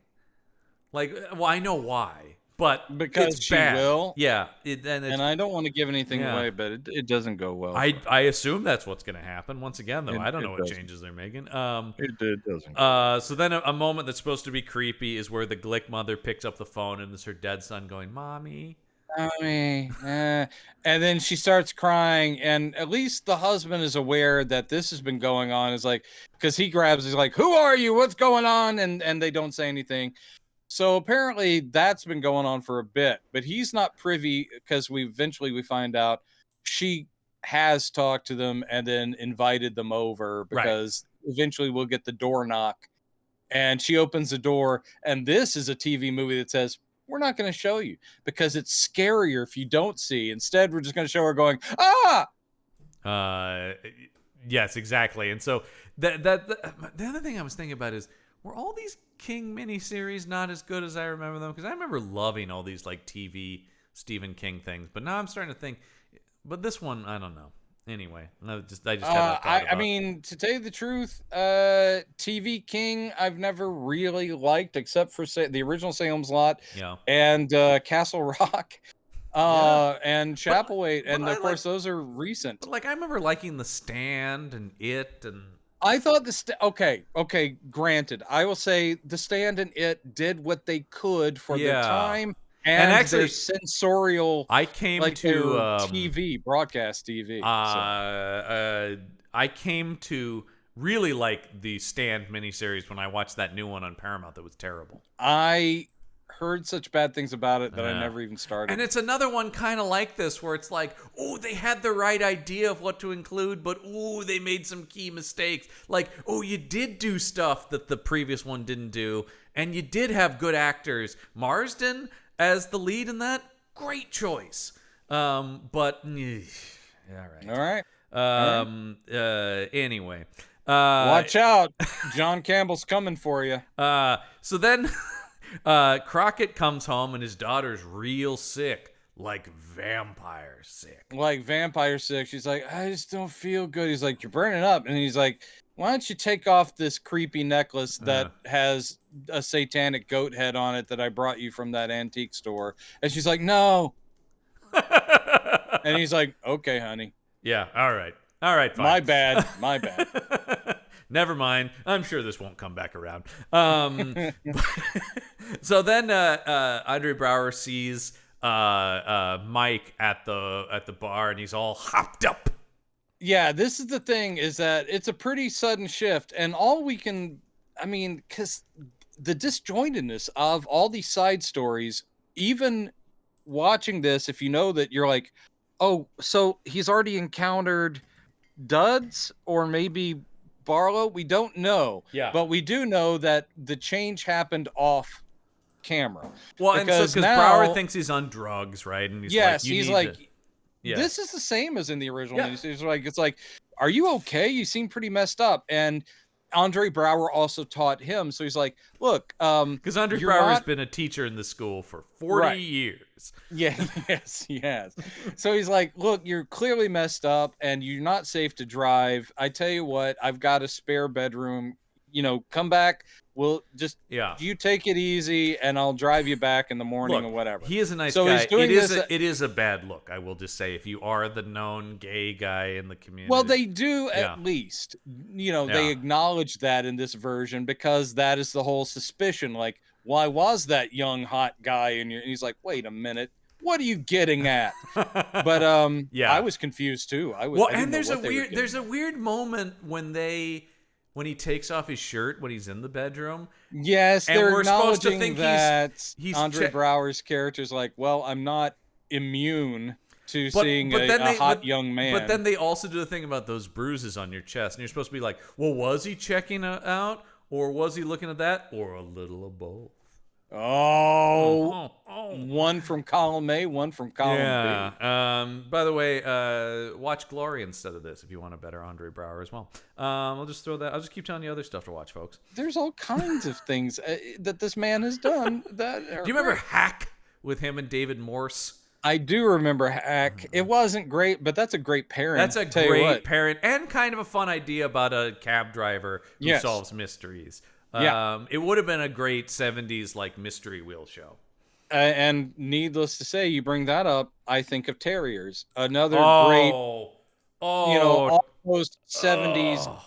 That one still hurts, man. Detective show because it was so good. It was so good, and one of the best, like perfect use of Donald Logue. What a great vehicle for him. I know. It's like they molded his body and said, "This is what you fit in." God, it was See, now I'm upset again because I loved Terriers, and they took too. That. Oh man, that was such a good show. All right. We're feeling the pain, but we're still in Salem's Lot. Yeah. So what happened next? Some vampire stuff? I don't know. Well, yeah. So he finds the bruised. The kid is bruised, but he's like, "All right, here, you can stay here for the night." And then Andre Braugher wakes in the middle of the night to the sound of voices and footsteps and he hears the guy talking to somebody and laughing, and he's like, "Oh, that's creepy AF." Yeah. But when he checks on him, he looks like a dead corpse man. And so then he calls Rob Lowe, obviously. Is what I know. I know for the movie this is what has to happen, but I'm like, that's stupid. You would call the ambulance, the police, whatever. No, and there's they even tried to lampshade hang it where they have the sheriff guy when they do because literally when Rob Lowe shows up, he's like, "We should call the cops." Yeah. But the sheriff guy is like, you when you find a dead body and you don't call the police, you call a writer. Yeah, exactly. So it becomes a source of suspicion. Yeah. But the thing is that he finds the kid dead, then comes over, and he's like, "Wow, I guess he's really dead. You should call an ambulance." But the bruises you're talking about, he doesn't have those bruises. And he goes, "I swear to God, I saw bruises." Yeah. Well, they're not there now. No. No. Oh no. But they do say there doesn't appear to be any foul play. No. And the sheriff does play it in this way about like, "So you're gonna get off this time, Braugher." Yep. So they take the body to the morgue. They cut it open. Yep. I don't know. Maybe it was anemia. Yeah, sudden anemia, man. You know that shit just. And they're like, "Are you sticking to that story, Doc?" And he's like, "Yeah." It was... And then Jack Klugman comes and he's like, "Anemia." No, all right. Yeah. No, that's you. I'm not going to be bringing up Quincy right now. I will always bring up Quincy. I let Quincy stay in the 70s and 80s. Where I will continue to pull him in to modern day. Quincy. Now, man. Trapper John MD. That's right. One of the weirdest shows in the history of television, right? Yep. Just its existence is so strange. Well, I mean, it is up there with the Lou Grant thing. Lou Grant always, there's another one that always comes to mind. Which was a great show, but you're like, what was the impetus to take a character from a comedy? And make it a drama. Yeah. That ever? I don't think that's ever been done again. Oh, now I'm going to have to be thinking about that. A comedy character that spins off into a drama. So bizarre. So anyway, then Rob Lowe's walking around and he gets attacked by Dud, who's all in rubber gloves, and he's all mad because, of course, when their scuffle, the sun hits him. He's like, "Yeah, I'm a vampire." The way you said that made me think of the whitest kids you know skit. Or whitest guys you know. I can't remember. It's white. I believe it's whitest kids, yeah. No, it's whitest guys, I think, because kids is too much like Kids in the Hall. I gotta look this up now. But that skit with Abraham Lincoln, and they're watching a version of Hamlet where it's like, "Watch out, Hamlet, it's a vampire!" No, it's kids. It's kids. It is kids, kids. You know? Yeah, All right. whitest kids, I thought they would be smarter than invite comparison by using the word kids. I did some, but that was yeah. the funniest skit they ever did. And, I also saw one that I really enjoyed that somebody showed again, where he finds the guy kicking the other guy. You remember that? And he's just kicking him, and he's just like, "Hey man, you shouldn't kick that guy." He's like, "What are you talking about? This guy killed my kid." And he's like, "Oh, you son of..." He starts kicking with him, and then it just keeps going. It's like, "Why? I killed his kid because his kid was a serial killer and I was the executioner." And then they get the other guy on the ground and and it just keeps going and going and going back around to is very funny. I mean, they were funny skits. Yeah, they funny. did some good stuff. Yeah. But that Abraham Lincoln thing, that was brilliant. Yeah.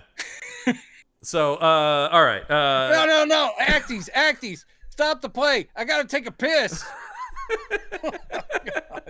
So the police show up and arrest both of them, so they're both in a jail cell, and then yes, this will get us to vampire and event. Vampire in a duck comes into event. So yes, this isn't Dudley though. This is the other. No, it's right. That's right. It's the other trash guy. guys. Dude, Dudley attacked. It's too many guys, man. There's too many guys. Dudley attacked this guy, turned him apparently pretty damn quick, and that was like, oh, I don't have a crooked back anymore, and I'm a badass. I'm gonna go see that girl that I like. And he's like, what's your problem, Dudley? And then he does the vampire quick stuff, bites his neck first. Neck bite we see in this miniseries. Yeah, it's pretty lame. And it's pretty lame. But Dudley is now evil and turned this guy who does attack. That's what it is. That's right. Ben Mears. Why does he attack Ben Mears? And does get thrown in jail. And he attacks Ben does. And he attacks Ben Mears. Why? Because he's the ex-boyfriend of Susan. Oh yes, who is a bigger deal in the book in the previous miniseries, and has exactly almost no setup in this, like everything else. That's absolutely correct. There's right. A couple of as mentions. You say that, I know actually this story. He's much nicer, and like before he becomes a vampire, he's not as villainous as he is in the original. Well, this is a prime example of where I'm talking about adaptation. Is like there's a lot of these characters in the book that could really be collapsed down. Do we need two piece of shit boyfriend/husbands, right?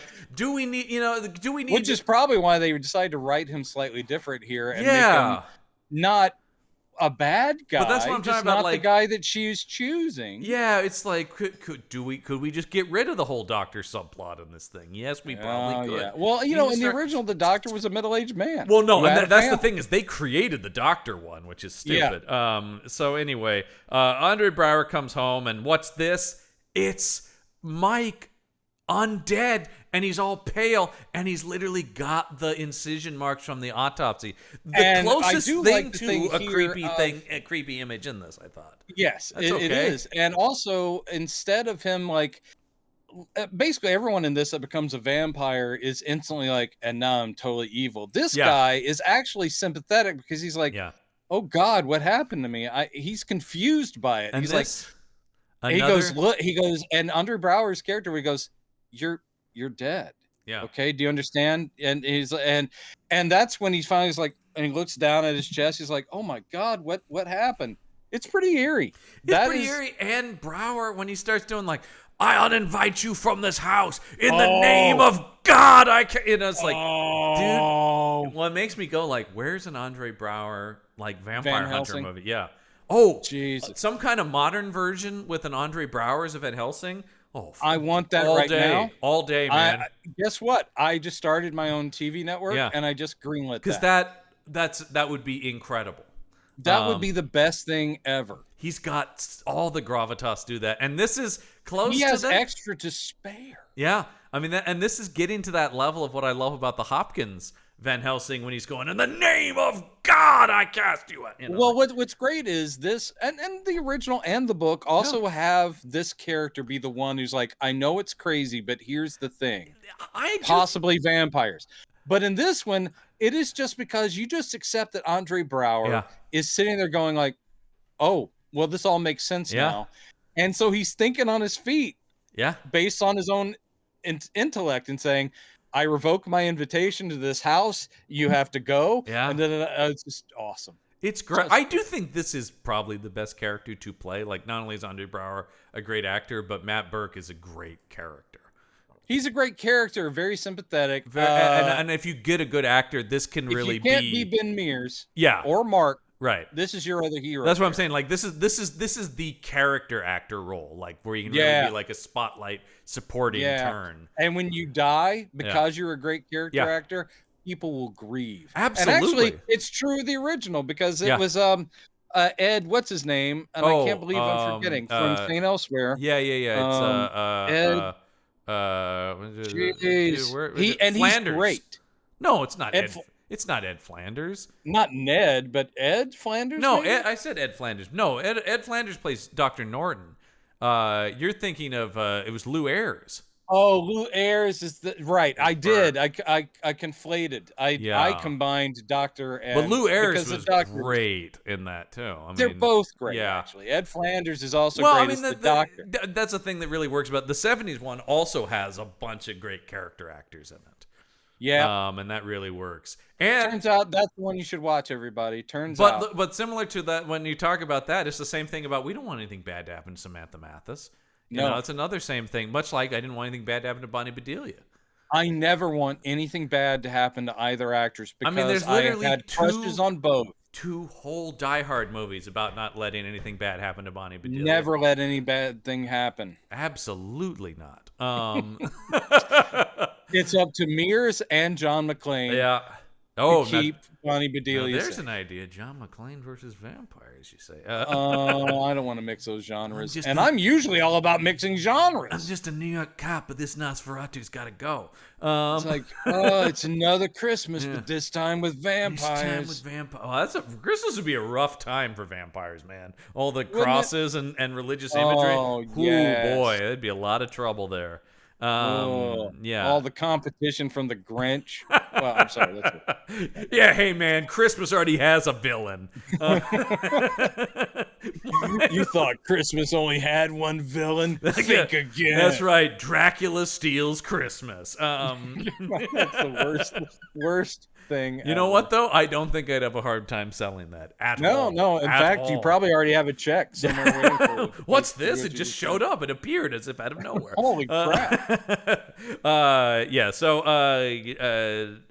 this is where you get also the thing I like, he's got the incision scars, and also they look in the mirror and he's not there. It's just Andre Braugher. That was also good. Then basically it's another thing where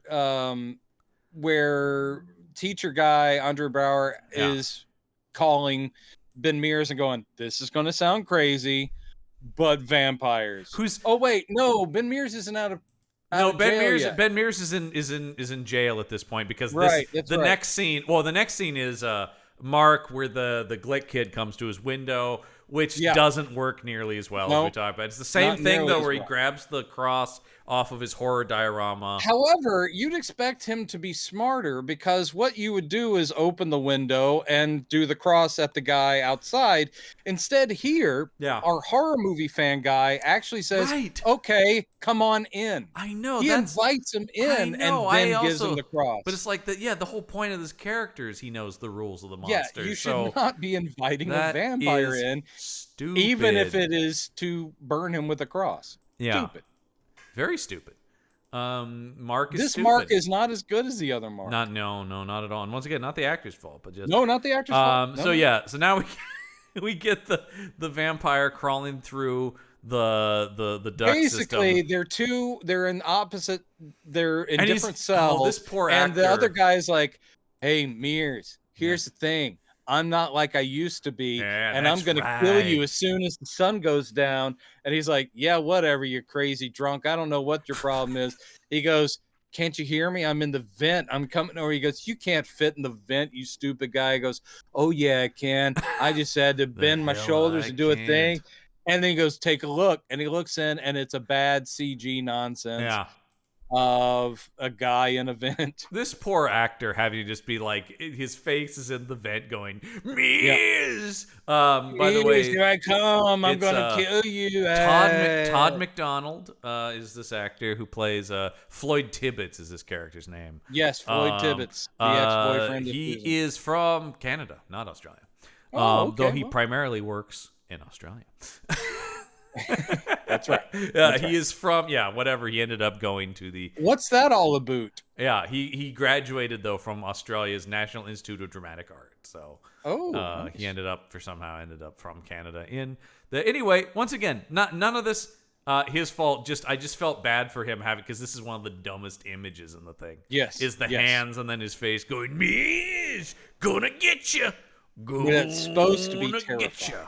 And that's when we go back to modern day, the present, and I didn't realize until right now that apparently Rob Lowe had been telling this story to this nurse, because the nurse is like, "Man, that is some crazy." He goes, "You must be a writer, because that is some story." During this whole thing, I kept thinking, how are we getting back, or how are we going to cut this in half? Yeah. And I was like, okay. And then they do it as we jump back to the present, in quotes, where he is still in his hospital bed going, and then the same orderly guy's like, "Wow, you went through some crazy shit." Yeah. Tell me there's a second half to this story. That'll be on next week. Okay. All right. Well, I'll be over here. I'll be over here if you need me. Yeah. And then did you cut off here? Yes, okay. I cut off here. I watched the next beat, which I think was the cliffhanger, which shows Cromwell unconscious, and then like a dark figured. Oh no, I did see that. Yeah, yes, that's because I think that was because they do roll credits even when you order it as one movie. Yeah, they're showing you just the two parts. That's the last. That's the last sort of thing about like, and they're not alone in this hospital, which really makes me go, what is going to happen at the end of this thing? Because, But this isn't so good that you're like, I can't wait to see what happens. It's just a mild intellectual curiosity. Yeah, no, exactly. Yeah. I wonder what. Because they're making such radical changes from the novel, I am going like, what are they going to do with this? What are they doing here? Yeah. So anyway, that's part one of Sam's Lot. Based on that, I would say not worth your time. Once again, not. Did you horrible. just stifle a yawn? I think you did. I mean, that's kind of what it is. It is. Yep. It's boring, really. It's not like some of the things we've watched are like, oppressively boring. Which that's not what this is. But it is just kind of like, yeah. I mean, it's not horrible. Everybody is good in it. But it's soggy. There's just nothing. It's not offering anything, and it's really tough when there's an infinitely better version out there. That really makes it hard. And really, honestly, whatever this new movie is will definitely sail past this version.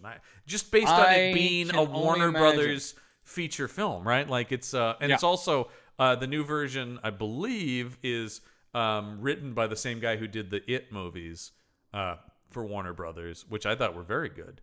I thought the second one wasn't great, I thought the first one was great. I liked both. Gary Dauberman is this guy. Yeah, he wrote the It movies, and this will be his directorial debut, I believe, as well. He wrote them. He wrote the It parts 1 and 2. Okay, he didn't direct them. Okay. Oh, sorry. I misheard. He did also direct Annabelle Comes Home. I've never watched an Annabelle movie, and I have. I've never watched any of those Conjurings. Yeah, or any of those. I'm not into that. He comes from that franchise. He's worked on a bunch of those. All right. I mean, that makes sense. Those are Warner Brothers horror things. They are, but popular. I'm sure the It movies. He did also. He was the showrunner for the. Once again, this one's gonna hurt. The canceled Swamp Thing show that was awesome. Yeah. So awesome. And they canceled that, so they couldn't wait to get that out of there. No. So anyway, they laughed while they did it. So anyway, like I said, I mean, I think there's just going to be more polish to that at the very least. Oh, wait, he's also writing the Gargoyles live action show that they're doing. Oh, wow. Are they actually doing a show or Correct. a movie? No, it's a Gargoyles live action series for Disney Plus.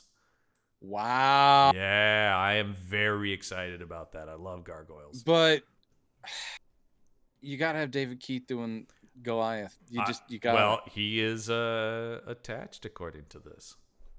Excellent. Yeah, I mean, somebody else can do mocap or whatever, but he will be doing. And by the way, it's Keith David, but there is a David Keith, and that is tricky. I always flip them. Yep. That is my fault. I know exactly who I'm talking about. Yep. But that's a common. There's a David Keith and a Keith David, and it just always both good actors. But yes, Keith but only David one has that voice. Oh, talk about that voice. Yeah. Actually, if you couldn't get a Keith David, you could slot in an Andre Braugher, but you should get a Keith David. Oh, but both or have Carl Lumley watching a Fall House of Usher. Oh my God! And they're going like, Lumley. Jesus Christ, these excellent actors. Woo! We that love show. These guys. I'm telling you, I've really enjoyed it, well, and that as is you should. Nice for me. As you should, because you're not, as the internet apparently refers to people like me, a Flana fan. So I'm not a Flana fan. Yeah. I am a Flana dependable. Like it depends. Yeah, depends on what he does. Pretty much am across the board a fan. All right. But this not a huge fan of. We'll see if part two I have more questions about, simply because I don't know where they're going to land this thing. So yeah, very curious, but we'll find out next week for that. But that's going to do it for this week's episode of Campbell and Jones Meet the Monsters. I'm John Campbell. I'm Brendan Jones. And remember, there are such things as monsters. And I am now hungry. So, perfect time.